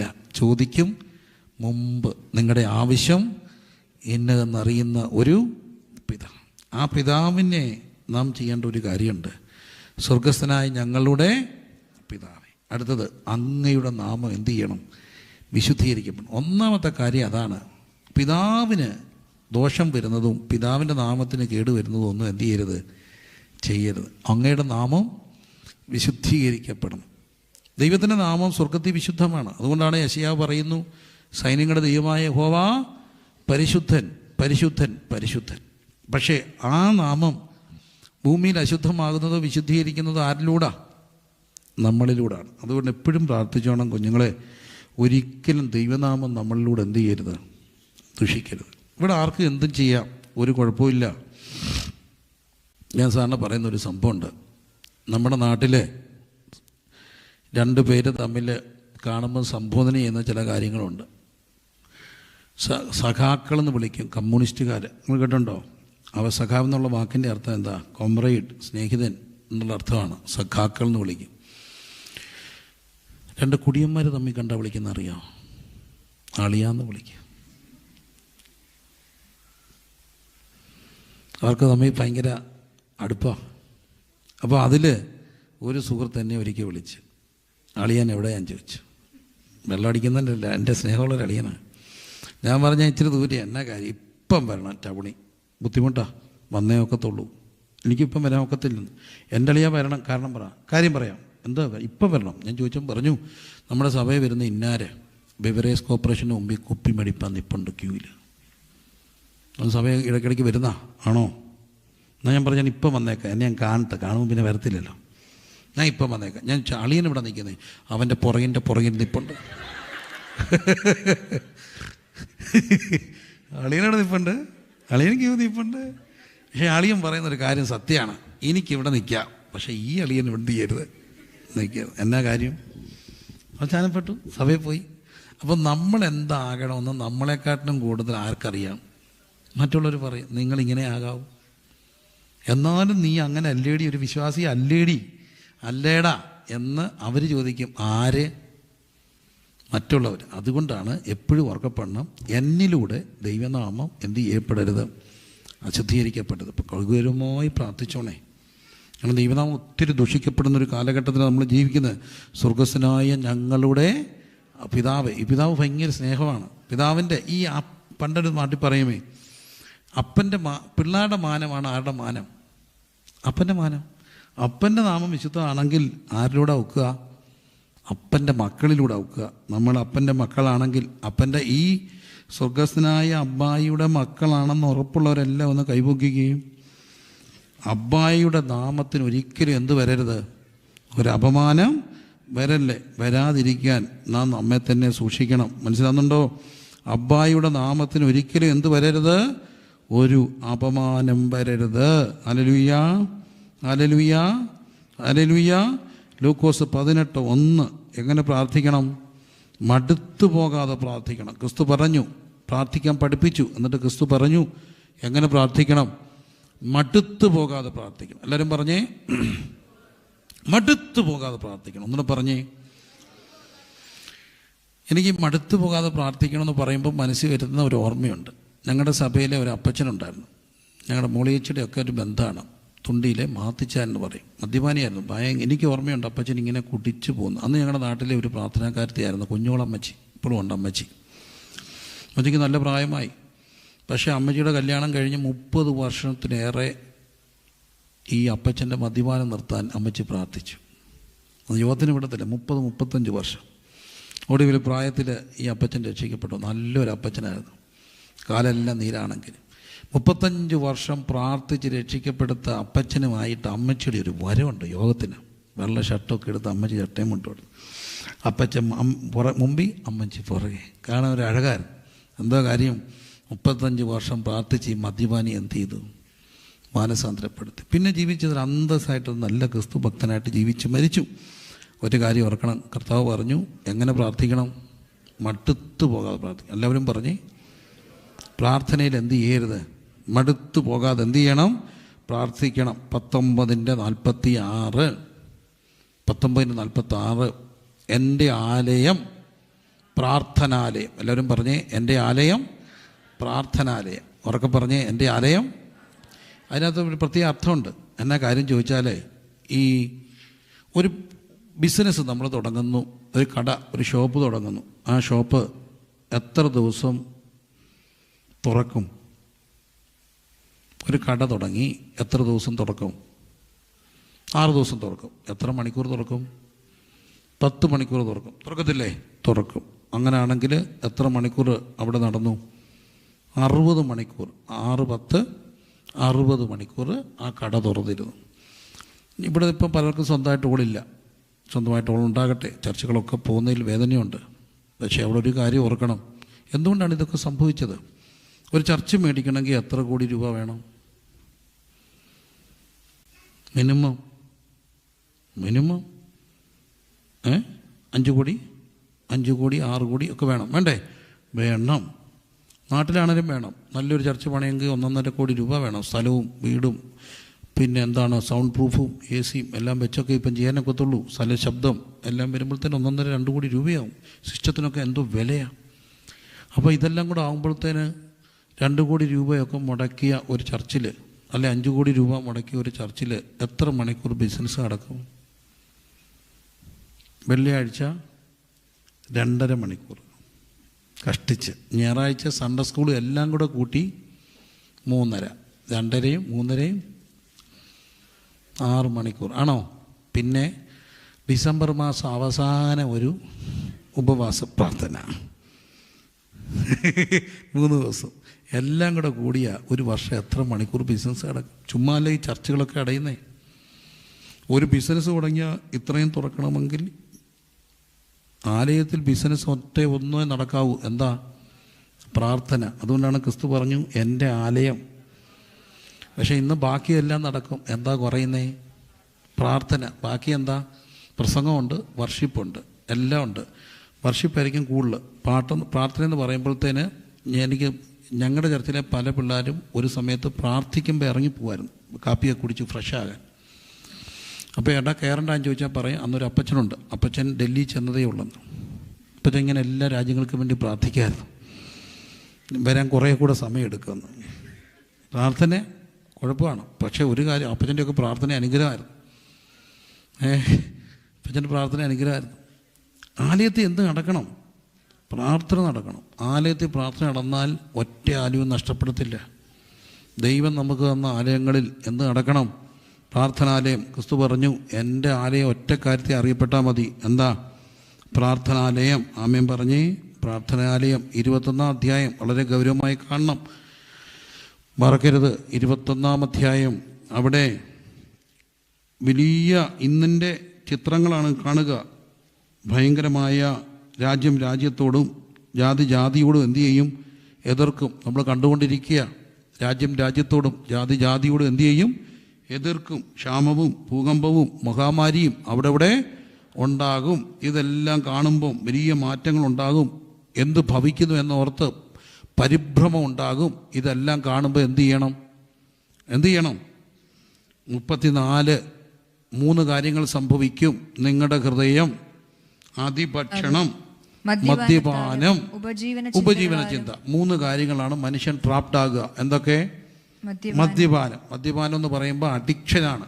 ഒരു സമയത്ത് മദ്യപാനം, ഇന്ന് എല്ലാവർക്കും അറിയാം, ലോകത്തിൻ്റെ ഏറ്റവും വലിയ ദുരന്തമെന്ന് പറയുന്നത് യുദ്ധവും അണ്വായുധവും ഒന്നും അല്ല. അതിലും വലിയൊരു ദുരന്തത്തിലൂടെയാണ് ലോകം പോവുക. ലഹരിയാണ്. മുഴുവൻ പിള്ളേരെ നശിപ്പിക്കാൻ കൽപ്പുള്ള. പണ്ട് ഞാൻ കേരളത്തിൽ നിന്ന് വരുന്നതുകൊണ്ട് അറിയാം. ഞാൻ ഇതിനിടയ്ക്ക് എല്ലാം കൂടെ പഠിക്കാനും ശ്രമിക്കാനും സംസാരിക്കുകയും കാണുകയൊക്കെ ചെയ്യുന്ന ആളായതുകൊണ്ട് പറയുകയാണ്, കഞ്ചാവൊക്കെ എടുത്താൽ ഇത്രയ്ക്കിത്ര അത് അപകടമാണ്. എന്നാൽ ഇന്ന് എടുക്കുന്ന എല്ലാം സിന്തറ്റിക് സാധനങ്ങളാണ്, ചൈന പ്രൊഡക്റ്റാണ്. ഫസ്റ്റ് ടൈം ഇൻടേക്കിന് തന്നെ ബ്രെയിൻ ഡാമേജ് ആകും. 5 വർഷം അടിച്ചാൽ അവൻ ഒന്നിച്ചാകും, അല്ലെ കൊല്ലും, അല്ലെ ആത്മഹത്യ. ഇതാണ് സംഭവിക്കുക. മദ്യപാനം, അഡിക്ഷൻസ്, അതെല്ലാം പോട്ട്. ഫോൺ അഡിക്ഷൻ, ഇതൊന്നും ഇല്ലാത്തവന് വേറെ ഗെയിം അഡിക്ഷൻ, എന്തെല്ലാം പ്രശ്നങ്ങളാണ് പോവുക. പിന്നെ ആ അഡിക്ഷൻ, മദ്യപാനം. മറ്റൊരു കൂട്ടർ എന്താണ്? അതിഭക്ഷണം. എന്താണ്? അതിഭക്ഷണം. ഇനി ഞാൻ കേരളത്തിൽ നിന്ന് വരുന്നതുകൊണ്ട് പറയുക, ഒരു സൈഡിൽ നിന്ന് തുടങ്ങിയാൽ മുഴുവൻ മന്തിയാണ്. ഒരിടത്ത് കുഴിമന്തി, ഒരിടത്ത് അൽഫാം, എന്തോ സംഭവം ലോകത്തുള്ളത് മുഴുവനുണ്ട്. KFC, മറ്റേ ചിക്കൻ, മറിച്ച് ചിക്കൻ. അപ്പോൾ ഇതെല്ലാം കഴിഞ്ഞ് വയറ് പോകുമ്പം കയറാൻ ആര്യാസ്. വയറ് ഡാമേജ് ആകുമ്പം കുറച്ച് ദിവസത്തേക്കിന് എന്താണ്? ആര്യാസ്, മസാല ദോശ. അപ്പം ഇതെല്ലാം പണ്ട് വല്ലപ്പോഴും പോകുന്നവരിപ്പോൾ എന്നും എവിടെ പോവാ? എവിടെ? കഴിക്കാൻ. എല്ലാം കഴിക്കാൻ പോയിട്ട് എല്ലാവരും എന്തിനായി പോകുന്നറിയാമോ? എന്തോ എടുത്ത് ഇടുക. കഴിച്ചിട്ട് എന്തോ ഇടും? ഫോട്ടോ ഇടും. കഴിച്ചിട്ട് ഫോട്ടോ ഇടല്ലേ. ഇന്നും പട്ടിണി പാടുന്ന ഉള്ളവരുണ്ട്. അവർക്കിത് കാണുമ്പോൾ സങ്കടം വരും. നിരത്തി വെച്ച ഫുഡ് അതിൻ്റെ മുമ്പിൽ ഇരുന്നുകൊണ്ട് എന്തോ ഇടരുത്. മര്യാദയ്ക്ക് കഴിച്ചിട്ട് വീട്ടിൽ പോക്കോണം. എന്തിനാ ഈ കഴിച്ചതിൻ്റെ ഫോട്ടോ ഇടുക? ഇല്ലാത്തവർ ഇന്നും ഉണ്ട്. അവർക്കിത് കാണുമ്പോൾ സങ്കടം. മക്കളെ, വെറുതെ മനുഷ്യനെ കൊതിപ്പിക്കരുത്. സത്യമല്ല, എന്തിനാ ഈ കഴിച്ച ഫോട്ടോ എങ്ങനെ പോറ്റും? അപ്പോൾ അതുകൊണ്ട് അതിഭക്ഷണം. ഒരു സൈഡിൽ എന്താ? അതിഭക്ഷണം. 2 എന്താ? മദ്യപാനം. 3-ാമത്തെ എന്താ? ഉപജീവന ചിന്ത. എല്ലാവർക്കും ഉപജീവന ചിന്തയ്ക്ക് ഹാർഡ് വർക്കാണ്. ഇതിനിടയ്ക്ക് വരാൻ പോകുന്നൊരു കാര്യമുണ്ട്. എന്താണെന്നറിയാമോ? കർത്താവിൻ്റെ വരവ്. ഇതെല്ലാം വരും. അതുകൊണ്ട് ഒരു കാര്യം പറയുക, ഈ മേളിൽ പറഞ്ഞ വലിയ ലിസ്റ്റും കർത്താവിൻ്റെ വരവും ഇതെല്ലാം സംഭവിക്കുമ്പോൾ ഈ സംഭവിക്കാൻ പോകുന്ന മദ്യപാനം, അതിഭക്ഷണം, ഭൂകമ്പങ്ങൾ, ക്ഷാമം, ഇതെല്ലാം നമ്മെ ബാധിക്കാതിരിക്കാൻ ഒരു വഴിയേ ഉള്ളൂ. എന്താണെന്നറിയാമോ? സദാകാലത്ത് എങ്ങനെ പ്രാർത്ഥിക്കണം? ഉണർന്ന് പ്രാർത്ഥിക്കണം. എല്ലാവരും പറഞ്ഞേ, എങ്ങനെ പ്രാർത്ഥിക്കണം? ഉണർന്ന് പ്രാർത്ഥിക്കണം. കര ഉയർത്തി പറഞ്ഞേ, ഉണർന്ന് പ്രാർത്ഥിക്കണം. ഉണർന്ന് പ്രാർത്ഥിച്ചാൽ എന്ത് സംഭവിക്കും? ഈ സംഭവിക്കാനുള്ള പലതും എന്തു ചെയ്യും? ഒഴിഞ്ഞു പോകും. പറഞ്ഞേ, ഒഴിഞ്ഞു പോകും. എന്നോട് ഗൗരവമായിട്ട് കർത്താവ് പ്രാർത്ഥനയെക്കുറിച്ച് പറയാനും പഠിപ്പിക്കാനും ദൈവം ഒരു നിയോഗം തന്നതുകൊണ്ടുകൂടാണ് പറയുക. ഒഴിഞ്ഞു പോകും. ഒരു സംഭവം വർഷങ്ങൾക്ക് മുമ്പ് എൻ്റെ കൂടെ ഉണ്ടായിരുന്ന ഒരു സഹോദരൻ, ഒരു കടയുണ്ട്.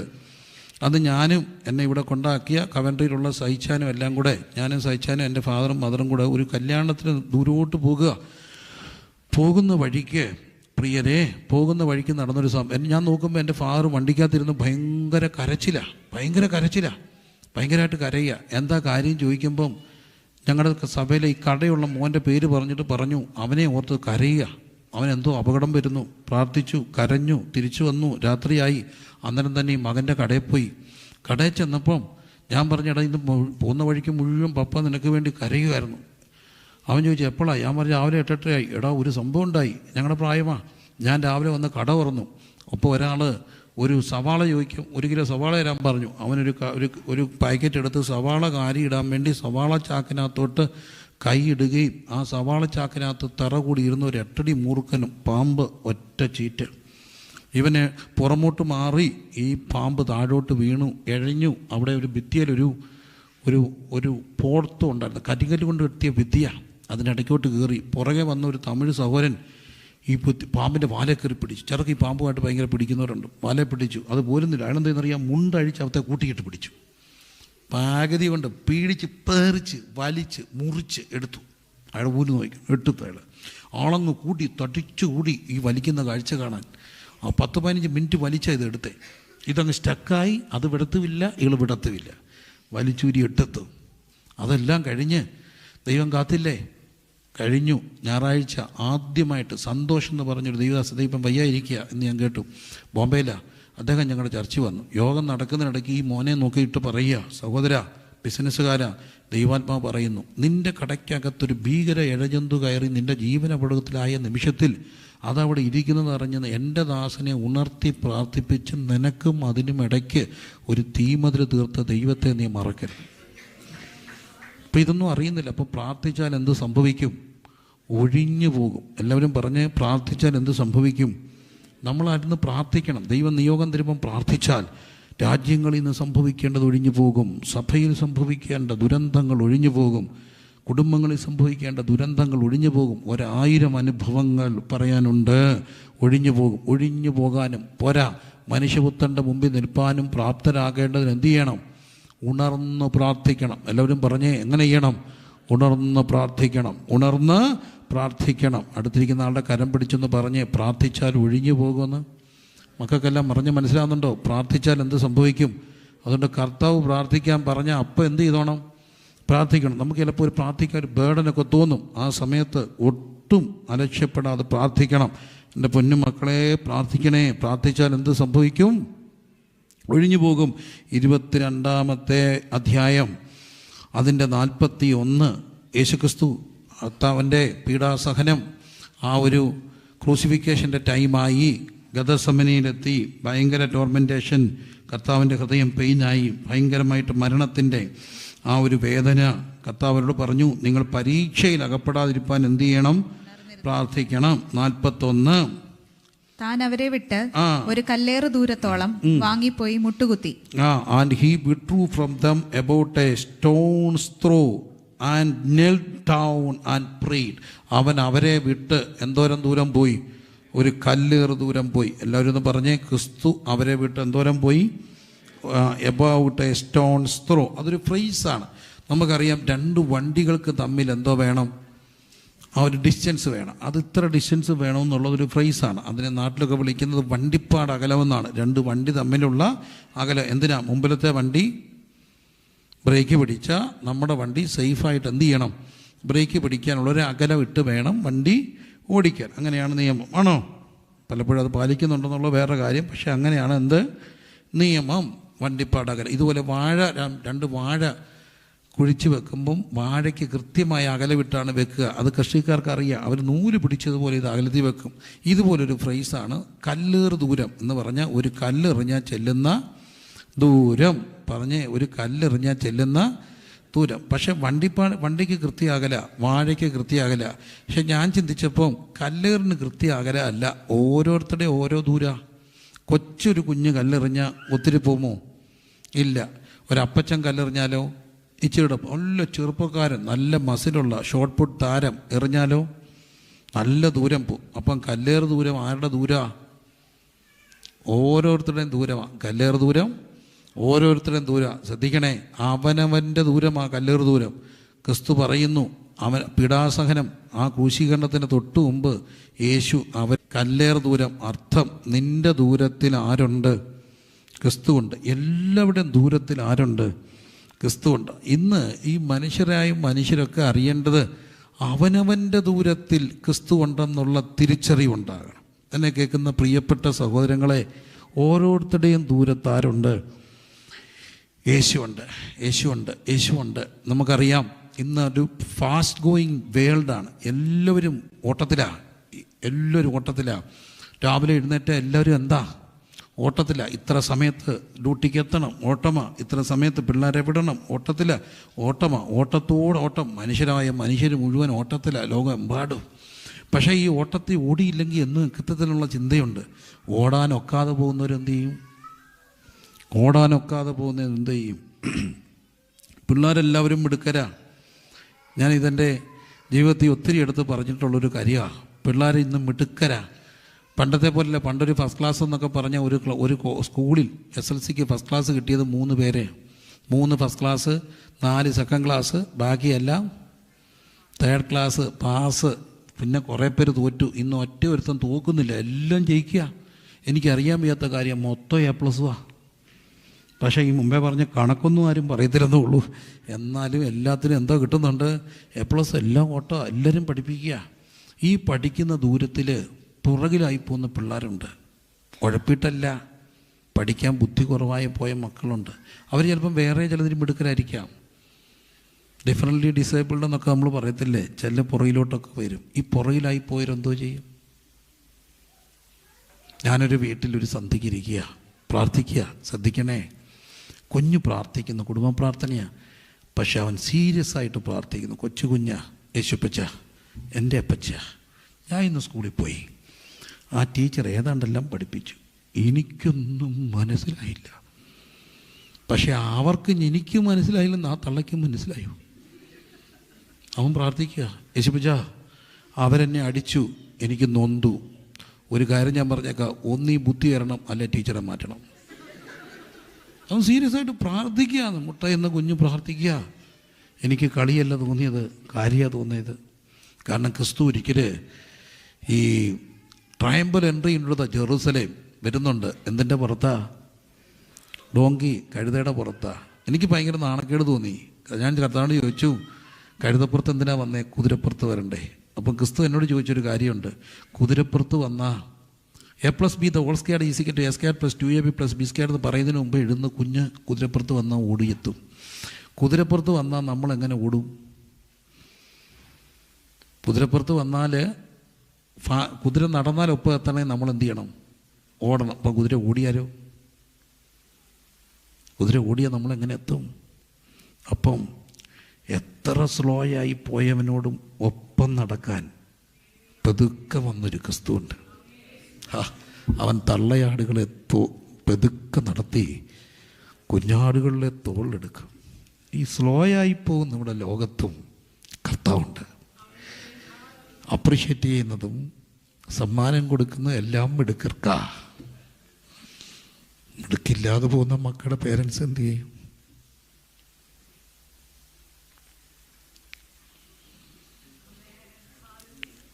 ഡാനി എന്ന് പറഞ്ഞ ഒരു മോൻ്റെ സംഭവം ഞാൻ പറയും, പൗരുഷനി പറയിപ്പിച്ചു. കർത്തദാസൻ്റെ മോനാ ഡാനി. +2 പഠിത്തം നിർത്തി. അവനൊന്നും മനസ്സിലാകുന്നില്ല, ഒന്നും മനസ്സിലായില്ല. അവൻ പഠിത്തം നിർത്തി. അവസാനം ഒരു ഫോട്ടോ കടയിൽ ജോലിക്ക് പോയി. അവൻ്റെ അമ്മ ഒരു കാര്യം ചെയ്തു, പുസ്തകം മുഴുവൻ അടുക്കി വെച്ചു. ആ കർത്തദാസി മുട്ടുകുത്തി. അവരുടെ കണ്ണീരവസ്ഥ വീണു. പലവട്ടം എൻ്റെ മോന് ബുദ്ധി കൊണ്ടേ പഠിക്കത്തില്ലേ. പക്ഷെ ഡാനി ഒരു ദിവസം അമ്മയോട് പറഞ്ഞു, ഞാൻ പഠിക്കാൻ പോയി. കഷ്ടിച്ച് പാസ്സായി, ഡിഗ്രി പാസ്സായി, MA റാങ്കിൽ പാസ്സായി. ഇന്ന് ഗാന്ധി യൂണിവേഴ്സിറ്റിയിൽ നിന്ന് PhD എടുത്തു. ക്രിസ്തുവിനൊരു പ്രത്യേകതയുണ്ട് മക്കളെ, പെതുക്കെ പോകുന്നവൻ്റെ കൂടെ പോവും. ഈ സംബടി സ്ലോ. അവരെ ഇങ്ങനെ തോളിലേറ്റും, എന്നിട്ട് അവരോടൊപ്പം നടക്കും. കുഞ്ഞാടുകളെ തോളിലേറ്റി അപ്പുറത്ത് കൊണ്ടുപോകും. അവൻ്റെ ദൂരത്ത് ആരുണ്ട്? യേശുണ്ട്. വിശന്നവൻ്റെ ദൂരത്ത് യേശുണ്ട്. എന്തുകൊണ്ടാണെന്നറിയാമോ? 30ാമത്തെ വയസ്സിലാണ് യേശുവിന് ഉപവാസം. ഞാൻ എൻ്റെ കൂടെ ഒത്തിരി പിള്ളേരുണ്ട്. ഞാൻ പലപ്പോഴും പറയും, യോഗത്തിനൊക്കെ പോയി അല്ലെങ്കിൽ ഈ സമാധാനം കൺവെൻഷൻ നോട്ടീസ് പോയിട്ടൊക്കെ വരുമ്പോൾ ഈ പിള്ളേർക്കൊന്നും പൈസയൊന്നും വേണ്ട. അവർ പറയും, അച്ഛാ ചിലവ് ചെയ്യണം. തട്ടുകടയുണ്ട് മക്കളെ, ഇവിടുത്തെ ഒന്നും അല്ല, നല്ല ചൂട് ദോശ കഴിച്ചിട്ടുണ്ടോ? കണ്ടിട്ടുണ്ടോ? പൊറോട്ട അടിച്ച് തട്ടുകട മുമ്പ് ഇന്നോട്ട് ഇങ്ങനെ മേടിക്കണം. ചൂട് പൊറോട്ടയും ബീഫ് ഫ്രൈയും. ഒരു ഡോക്ടർ ക്ലാസ് എടുക്കുക പൊറോട്ടയുടെയും ബീഫ് ഫ്രൈയുടെയും അപകടത്തെക്കുറിച്ച്. ക്ലാസ് സെമിനാർ കഴിഞ്ഞ് പോയപ്പം പുള്ളിയെ കണ്ടെന്ന് തട്ടുകടയുടെ മുമ്പിൽ. അതൊരു മലയാളിയുടെ സ്വകാര്യ അഹന്തയാണ്. നല്ല ചൂട്. അന്നേരം നമ്മൾ ഈ രോഗവും കൊളസ്ട്രോളും ഒക്കെ അങ്ങോട്ട് മാറ്റി വെക്ക് അല്ലേ? എന്നാലും അതൊക്കെ കണ്ട അമ്മമാർ പറയും, തട്ടുകട എൻ്റെ പൊന്നടാ 20 ദോശ 4 ഡബിള് ബുൾസ, എന്നിട്ട് പറയാ സിംഗിളൂടെ പോരട്ടെന്ന്. ഏത് പ്രായ? ചെറുപ്പമാ? പ്രായമായ കഴിക്കുമോ? ഇല്ല. ഞാൻ തീറ്റ മത്സരത്തിൽ സമ്മാനം മേടിക്കുമായിരുന്നു. ഇപ്പോൾ ഒക്കത്തില്ല. ഒരു പ്രായത്തിലേ കഴിക്കത്തുള്ളൂ. ആ പ്രായത്തിൽ കഴിക്കും. ആ പ്രായത്തിലൊരു ചെറുപ്പക്കാരൻ ഉപവാസം ഇരുന്നു. ഉപവാസം 40 ഇരുന്നാൽ കുടല് ചുരുങ്ങും. പിന്നെ ഇച്ചിരി കഞ്ഞി ഇച്ചിരി കുടിക്കണം. നേരെ കട്ടിയുള്ളത് കഴിച്ചാൽ ശ്വാസം മുട്ടും, അപകടമാണ്. പക്ഷേ യേശുക്രിസ്തു 40 ദിവസം ഉപവസിച്ചപ്പം വിശന്നു. കഞ്ഞി കൊടുക്കാൻ ആരെങ്കിലും പോയോ? ഇല്ല. അവസാനം പിശാച് കൊണ്ട് കല്ല് കൊടുത്തിട്ട് പറഞ്ഞ് അപ്പം ഉണ്ടാക്കാൻ. കഞ്ഞി ഇന്നാൽ ദഹിക്കത്തില്ല, കല്ല് ഇന്നാൽ ദഹിക്കൂ. അതുകൊണ്ട് ഇന്നും വിശന്നവൻ്റെ ദൂരത്ത്, യുകെക്കാർക്ക് ചിലപ്പോൾ അത് മനസ്സിലാകത്തില്ല, വിശന്നവൻ്റെ ദൂരത്ത് അവൻ അപ്പമായിട്ട് വരും. വിശന്നവൻ്റെ ദൂരത്ത് അവൻ അപ്പമായിട്ട് വരും.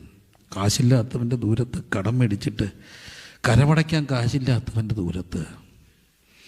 നാളെ കരമടയ്ക്കുന്നത് എങ്ങനെയാണെന്ന് ചോദിച്ചപ്പം ചൂണ്ടയെടുത്ത് വീശ അതിൻ്റെ വായിൽ ചതുരദ്രഹ്മപ്പണം വരുമെന്ന് പറഞ്ഞവൻ അവരുടെ മുമ്പിൽ കാണും അവൻ്റെ ദൂരത്ത്. ഇന്ന് ഞാൻ ഈ കീമോയൊക്കെ എടുത്ത് മുടിയൊക്കെ പോകുമ്പോൾ അവരെ എന്തിനു വിളിച്ചാലും വരത്തില്ല. എന്താ? ഈ കോലത്തിൽ എന്നെ ആരും കാണണ്ട. കണ്ണാടിക്ക് മുമ്പിലൊക്കെ അവർ നോക്കും, വിരൂപരായി. പക്ഷെ അവിടെ ആ കണ്ണാടിക്ക് മുമ്പ് ഒരാൾ തെളിയും. അവൻ കണ്ട സൗന്ദര്യമുള്ളവനായിരുന്നു, പക്ഷെ ആർക്കും മനസ്സിലാകാത്ത പോലെ അവൻ വിരൂപനായി. അവരുടെ ദൂരത്ത് ഒരുവൻ കാണും, യേശുവാ.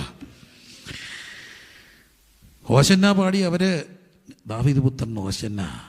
അടുത്ത ദിവസം അവർ പാടി, ഞായറാഴ്ച പാടി. ഇവർ വെള്ളിയാഴ്ച വന്നപ്പം പറഞ്ഞു, ഇവനെ വേണ്ട, അവനെ എന്ത് ചെയ്യും? ക്രൂശിക്കുക, ബർബാസിനെ മതി. പ്രേമിച്ച് വിവാഹം കഴിച്ചിട്ട് പിന്നെ അവളെ വേണ്ടാന്ന് പറഞ്ഞ് അവനെ വേണ്ടാന്ന് പറഞ്ഞ് ഇറങ്ങിപ്പോകുമ്പോൾ പ്രിയപ്പെട്ടവർ വേണ്ടാന്ന് പറയുന്നവരുടെ ദൂരത്ത് നിന്നെ വേണമെന്ന് പറയുന്ന ഒരുവനുണ്ട്. അവൻ്റെ പേരാ യേശു. പക്ഷെ ഒരു കാര്യമുണ്ട്, ഈ ക്രിസ്താവ് നമ്മുടെ കല്ലേറ് ദൂരത്ത് നിന്നാലും ഹൃദയം നുറുങ്ങുന്നവർക്ക് അവിടെ നിന്ന് അടുത്ത് വരും. ഹൃദയം നുറുങ്ങുന്നവർക്ക് അവൻ സമീപസ്ഥൻ. മനസ്സ് തകർന്നവരെ ഇങ്ങനെ രക്ഷിക്കും. ഇത്ര നല്ലൊരു ക്രിസ്തുവായിട്ട് ഒരു പ്രണയബന്ധത്തിലേക്ക്, ഒരു സ്നേഹ കൂട്ടായ്മയിലേക്ക് വരാൻ കഴിയുന്നതാണ് ക്രിസ്തീയ ജീവിതം. യേശു ഇന്ന് രാത്രി നമ്മുടെ നടുവിലുണ്ട്. എല്ലാവരും കണ്ണടച്ച് എങ്ങനെ വേണമെങ്കിലും പ്രാർത്ഥിച്ചു. വേറെ ഒരു കാര്യം ഇതിനകത്ത് നടക്കരുത്. എല്ലാവരും പ്രാർത്ഥിച്ച്, അവരും പട്ടി കുഞ്ഞുങ്ങൾ ഉൾപ്പെടെ പ്രാർത്ഥിച്ച്. മക്കളെ, ഈ രാത്രി ക്രിസ്തു പല്ലേം തൊടും. യേശു ഇത്ര സ്നേഹമുള്ള ക്രിസ്തു നിങ്ങളുടെ ദൂരത്തുണ്ട്. നിങ്ങൾ യേശു കർത്താവിനെ വിളിച്ച് അടുത്ത് വരും. ഹൃദയം നുറുങ്ങിയവർക്ക്, മനസ്സിങ്ങനെ സങ്കടപ്പെടുമ്പോൾ കർത്താവ് ഇങ്ങനെ അടുത്ത് വരും. കഷ്ടങ്ങളിൽ അടുത്തിരിക്കും. ആ യേശു ഇന്ന് രാത്രി ഇവിടെ വന്നിട്ടുണ്ട്. പല്ലേം സ്പർശിക്കും. രോഗിയുടെ ദൂരത്ത് രോഗം ശീലിച്ചവൻ വരും. സ്ലോയായവരുടെ ലോകത്ത് കഴുതപ്പുറത്ത് വരും. മിടുക്കര് മാത്രം അല്ലെങ്കിൽ പോത്തുള്ളൂ. കൂടെ കുതിരപ്പുറത്തൊക്കെ വന്ന, പക്ഷെ കഴുതപ്പുറത്ത് വന്ന യേശു, ഹൃദയം നുറുങ്ങിയവർക്ക് സമീപസ്ഥനായ ക്രിസ്തു, മനസ്സ് ഇങ്ങനെ അറിയുന്നൊരു യേശു. You can taste him. You can experience. എനിക്ക് ക്രിസ്തുവിനെ ഒരു അറിവായിരുന്നു, പക്ഷെ ഇന്നെനിക്ക് ക്രിസ്തു ഒരു അറിവല്ല. എൻ്റെ കണ്ണ് നനഞ്ഞ ഇങ്ങനെ അറിയുന്ന ഒരു ക്രിസ്തു, വിഷമിച്ചാൽ അടുത്ത് വരുന്ന ഒരു കർത്താവ്.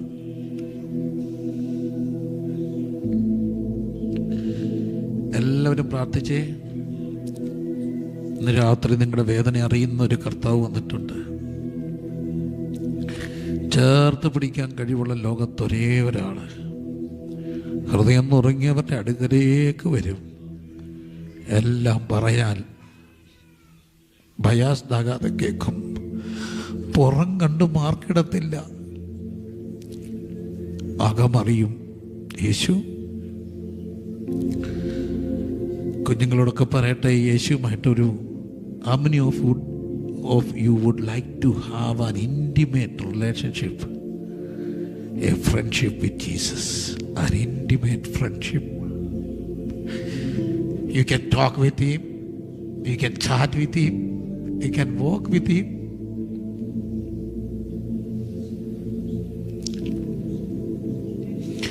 എല്ലാം പറയാം, എല്ലാം പറയാം, എല്ലാം പറയാ. എല്ലാവരും പ്രാർത്ഥിച്ചേ. ഒരാൾ പോലും വെറുതെ ഇരിക്കാതെ പ്രാർത്ഥിച്ചേ. എന്തു നല്ലോ സഖീയേശു, പാപദുഃഖം വഹിക്കും എല്ലാം യേശുവോടു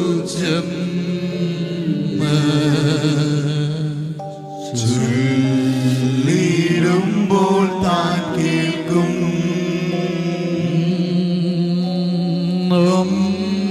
മരമേറെ സഹിച്ചു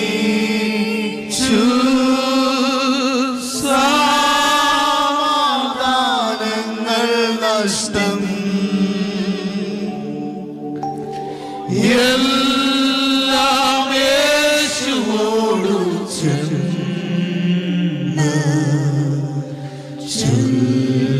ചൊല്ലിടുമ്പോൾ താൻ കേൾക്കും. കഷ്ടം ശോധനകളും ഈ വിധ ദുഃഖങ്ങളും ലേശവുമാ ധൈര്യം വേണ്ട,